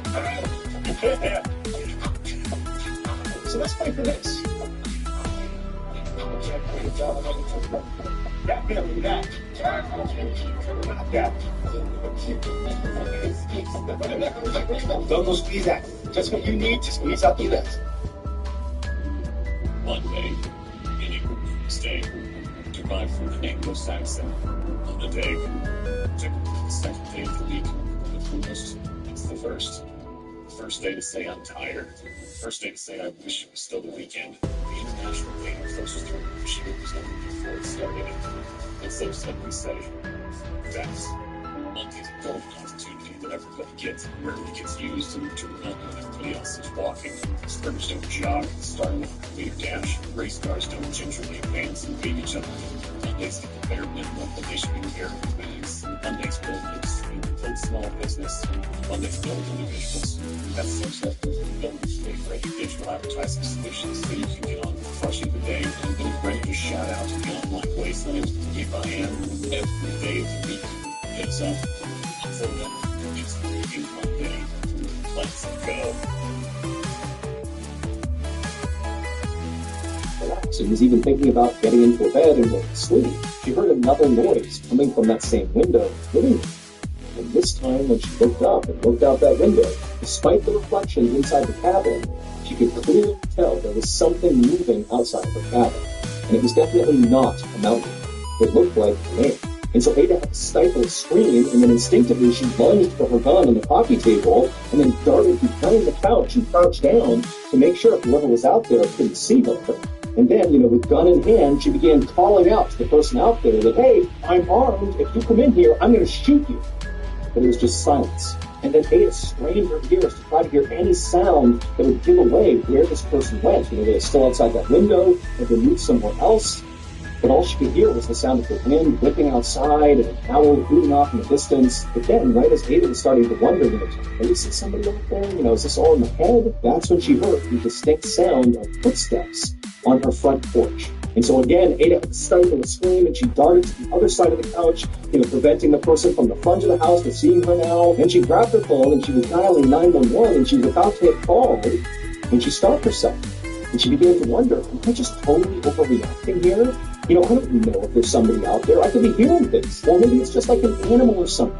And also, deep down, Ada knew that ever since that attack in Detroit that summer, that basically everything scared her. And she was starting to wonder if maybe she was just being totally paranoid and there was nothing going on. And she didn't want to embarrass herself calling 911 and having them come out here and finding nothing. And so Ada decided she would call her boyfriend. And so she called her boyfriend. As the phone's ringing, she's listening intently for any other footsteps outside, but she can't hear anything. And then her boyfriend, you know, he didn't pick up. It's also like 2:30 in the morning at this point, but her boyfriend doesn't answer. And so after that, she tries calling up her friends, and her friend does pick up. And right away, Ada just began telling this friend about all the things that had happened at night. From going out, and seeing a mountain lion, and then coming back in, hearing the sound, and now hearing the footsteps in the front porch. And, you know, she was worried that maybe she was just making it all up, but she was still really scared. And even though Ada was trying to be composed, like she was telling a friend, her voice began to crack, and she began to cry because she really was scared. And the friend just said, look, I'm going to call the police on your behalf. You know, it seems like it's worth having them out just to make sure you're going to pay. Give me the address, and I'll tell them where to go. And so Ada would give her friend the address, but she told the friend, you know, thank you, but do not call right now. Just stay on the phone for a minute and let me just do a quick investigation. And look out the windows, you know, and just really make sure that this is nothing before you call the police. So the friend said, okay, you know, look around, but then I'm calling the police. And so with the phone and her gun in hand, Ada very carefully crept out from behind the couch, keeping a low profile, you know, staying below the sight line of all the windows. And she crept from the living room into the kitchen towards the front of the house.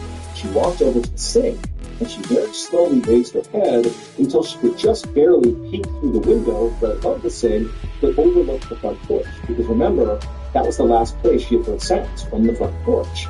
And so she very carefully peeks and looks out the window, and there's nothing there. Nobody's on the porch. It's just empty, dark forest. She's safe. Ada? Struggling with moderate to severe Crohn's disease or ulcerative colitis? Talk to your doctor about #1 prescribed Entyvio, offering 2 maintenance options, including the Entyvio pen. Infusion and serious allergic reactions can happen during or after treatment. Entyvio may increase risk of infection, which can be serious. PML, a rare, potentially fatal brain infection, cannot be ruled out. Tell your doctor if you follow and felt totally ridiculous. Because clearly she had just imagined, you know, all these people wandering around the outside of the house. And so she was about to tell her friend that, hey, sorry, you know, there is no issue here, don't call the police. But before she could get the words out, Ada happened to turn around and was looking back towards the living room. And she froze. Because there, in that same window she had heard those sounds coming from in the living room, was now the silhouettes of 2 men, clearly scared, just looking in the window right at Ada. And so, acting purely on instinct, Ada just raised her gun and aimed at these 2 men, and to her horror, the 2 men also raised guns and aimed them right back at Ada. And so Ada just started firing her gun at the window, and these men began shooting back at her, and right before Ada leapt to the ground, she was pretty sure she hit one of the men in the head with one of the rounds. And so she lands on the ground. It's absolute pandemonium at this point.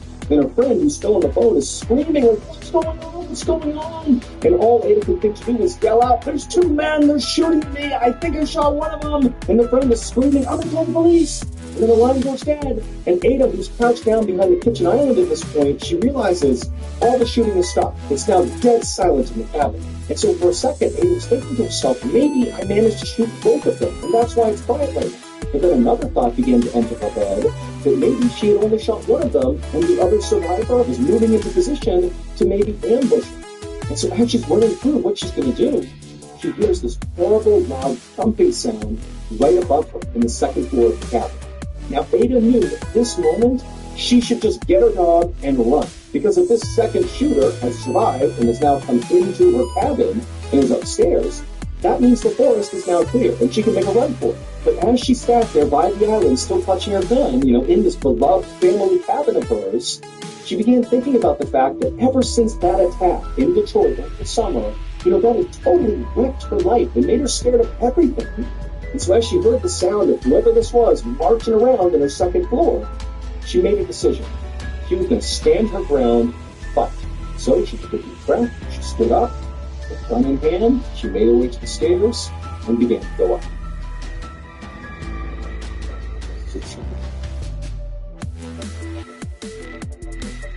It's no secret that a lot of the stories I've covered over the years are about real people who have been victims of just unspeakable violence. And so that's why back in April of 2022, we decided to launch the Mr. Ballin Foundation, which was established to honor and support victims of violent crime and their families.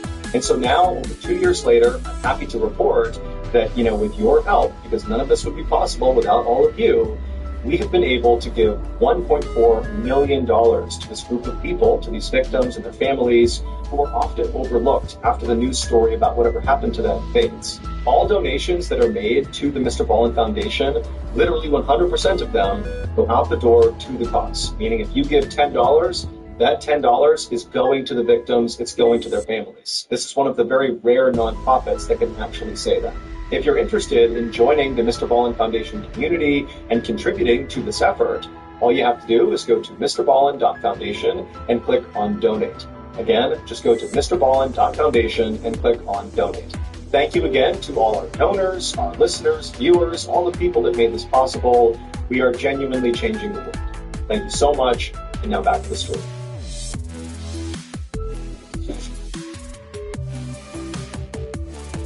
The police arrived at the cabin about 30 minutes later.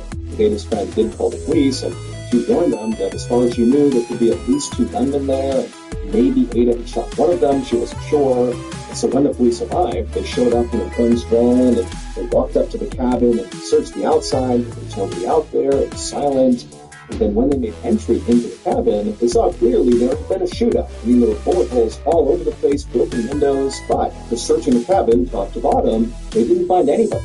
Ada, no shooters. However, they did find Ada's terrified dog inside the cabin, and the dog would be just fine. Now, once the cabin was secured with any threats, the police would do another comprehensive search looking for any evidence that would kind of tell them where Ada or these shooters had gone. And during this secondary search, they would find Ada's shoes and cell phone on the roof of the cabin, and they would also find her gun on the ground, not far from the roof, suggesting maybe she had fallen off the roof and jumped from the roof, but they were kind of located roughly in the same area. And during this secondary search, they wouldn't find Ada or a gunman, but they would find Ada's cell phone and her shoes on the roof of the cabin, and they would also find Ada's gun on the ground, not far from where her shoes and cell phone were found. But that was it. Police immediately launched a massive search in the forest surrounding the cabin, but despite looking all over the place, they could not find any signs of Ada or her attackers. Police checked local hospitals to see if maybe the man that Ada had shot had shown up seeking medical attention, but as far as they could tell, he hadn't. And so pretty quickly, the police theorized that maybe there were no killers. Maybe what really happened here is Ada's boyfriend attacked her, and he was responsible for whatever happened to her. But when police checked on Ada's boyfriend, it would turn out he had a rock-solid alibi. He had been with Ada's adult son at the time Ada had gone missing. And Ada's own son said, yes, for sure, he was with me. He did not do this. But after that, the police thought, okay, well, maybe if Ada's boyfriend didn't do this, maybe he hired other people to hurt Ada. But there was no evidence of any strange financial transactions, and as far as they could tell when they did some digging, there was no strife in Ada and her boyfriend's relationship. So there was no clear reason why he would want her. And so that lead also kind of fell flat. Police would confirm that Ada was attacked that previous summer by this random guy in Detroit. And so for a little while, they speculated that, maybe this guy, this attacker, who had never been caught, had maybe tracked Ada down to finish off the job. But that seemed so far-fetched and just unlikely that basically was shut down as well. And as the days passed, the evidence that was coming in only made the case more confusing. For example, there were all these bullets fired during this big shootout in the cabin, and when they examined the actual bullets they extracted from the walls, the floor, and the ceiling, they were all from Ada's gun. However, outside and inside the cabin, they found all these different shell casings, suggesting that those bullets had been fired from different weapons, i.e., maybe the attacker's weapons. And so as the weeks passed by and Ada and her attackers were found, people began to speculate that, maybe this was all an elaborate setup by Ada, just so she could disappear. Or other people thought that she was abducted by aliens. There were lots of theories surrounding this, but basically nobody knew what happened. And then pretty soon, the case just went completely cold. That is, until December 21st, 2019, so about 2 months after Ada's disappearance. And on that day, Ada's family decided to drain a pond that is near that cabin in the woods. At this point, the family was so desperate for closure that they were prepared to do just about anything to find Ada and figure out what happened to her. And so even though this pond had previously been searched by the police, they drained this pond, and sure enough, they find Ada. She was deceased. Her body was found about 300 yards away from the cabin, and she was covered with only about a foot of water. Now, initially, the speculation was, well, here you go. She must have been chased out of the cabin by these attackers, and she was shot and killed, and this is where she fell. But after a quick examination of her body, it was clear she had no bullet wounds on anything. In fact, she didn't even have any bruises on her or any major scrapes or cuts or anything, so it didn't even seem like she'd been in any sort of physical struggle at all before she died. In fact, unless she had drowned, it really just seemed totally unclear how she had died. It was not until the medical examiner did his autopsy that all this baffling evidence began to make sense. It would turn out, in the wake of that horrible random attack that Ada had suffered over the summer, that Ada was actually doing far worse than she let on to her family and friends. She had basically begun to cope with the trauma and anxiety with substance abuse. And so on the night that she had died, she was likely feeling totally stressed out and anxious, and she couldn't sleep as a result. And so she had taken some Valium, which is a fairly strong sedative, and also some anti-anxiety medication. But after taking those pills, she still wasn't fine. And so that was when she decided to, go out for a walk with her dog, to clear her head, and have a smoke. But it was not cigarettes that she was smoking. She was smoking methamphetamine, known simply as meth. And meth is a very strong stimulant that people like because it makes them feel very strong, confident, alert, which for Ada is a powerful antidote to the helplessness she was feeling all the time from the attack she had suffered that summer. But one of the many downsides of meth is that it can make you extremely paranoid. And so during her walk that night, as she's smoking meth, she sees a mountain lion, which terrifies her. And then after the mountain lion trots off, it was like that jolt of adrenaline and fear from seeing the mountain lion didn't subside because of smoking meth. It was like the meth sent her into this paranoia overdrive that she couldn't escape from. And so when Ada went back inside of her cabin, she very likely did see people in her windows. But almost certainly it was just her own reflection. But again, she's in this meth-induced paranoid state. And so instead of realizing it was her own reflection, she thought it was like intruders coming to get her. And before long, she raised her gun and thought the people outside were raising their gun back at her. Again, it's just a reflection. And so when she was shooting, she was basically having a shootout with herself. And then as for, the strange noises she was hearing, like the footsteps on the second floor, very likely those were just natural sounds kind of happening outside. She's out in the middle of a forest. There's lots of noises that are totally natural at night. But again, she's in this paranoid state, and so she went upstairs to confront the person, and didn't see anybody, and then police theorized that she must have, climbed out onto the roof, hide from these attackers, and then at some point, for reasons unknown, she left from the roof or climbed down or something, leaving behind her cell phone and shoes on the roof. She left her gun on the ground, and then she ran off into the forest, where she ultimately collapsed, 300 yards away into the water, where she died, not from drowning, but from a combination of hypothermia and also a toxic combination of drugs in her system. And so in the end, the danger that Ada was trying to escape was in her own. Before I became a professional, strange, dark, and mysterious storyteller, I served in the military. And during my time in the military, I had some pretty wild experiences. But what I remember most about my time in service was not my own stories, but rather the stories I heard from other service members. Keep in mind, service members are sent to some of the most isolated and treacherous places in the world that very few people go to. And so some of the stories that come out of those places are totally creepy and weird. And even more than that, a lot of these stories sort of stay in-house. They stay in the military just because it's kind of a cultural thing. People don't necessarily want to go out and tell the world about the totally unsettling and inexplicable thing they saw while they were deployed. It's like people might think they were crazy. There's lots of stories like that. And so if hearing some of those crazy military stories appeals to you, well, boy, do I have a podcast for you. It's called Wartime Stories, and it's hosted by Luke LaManna, who himself is a veteran. He was a reconnaissance Marine, which I can tell you is kind of a big deal. And so because he has access to placement, he's been able to extract some of these stories from the military, and he shares them on the show. And if you wanted to kind of generalize the types of stories you're going to hear on this podcast, it's like The Strange, Dark, and Mysterious meets The Battlefield and Beyond. The Wartime Stories podcast is free, and it's available on any podcast platform. So all you have to do is, go to your favorite platform and look up Wartime Stories, or you can search for Ballin Studios because it's produced under Ballin Studios. You click on the show, give it a follow, boom, you can start your binge. New episodes drop every Monday, so if you're a fan of The Strange, Dark, and Mysterious, well, you got yourself a brand new weekly show. So that's going to do it. If you want more Strange, Dark, and Mysterious content, remember we have a whole host of Strange, Dark, and Mysterious podcasts under the Ballin Studios umbrella. We have the Mr. Ballin podcast, Mr. Ballin's Medical Mysteries, we have Bedtime Stories, we have Wartime Stories, we have Run Fool. They are awesome, they are free, there are tons and tons of episodes out there to binge right now. All you have to do is go to any podcast platform, look up Ballin Studios, and boom, there you go. Thank you so much for all your support. Until next time, see you. New fire-grilled burritos with handmade guacamole. And before you ask, the guac's not extra. New fire-grilled chicken burritos with handmade guacamole, only at El Pollo Loco.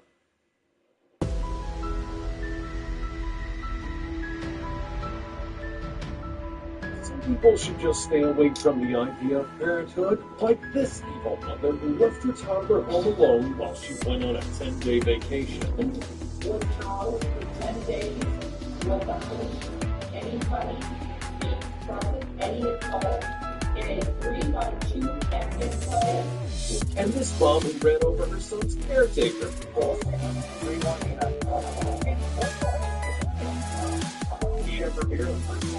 this mother who left her 5-year-old by himself.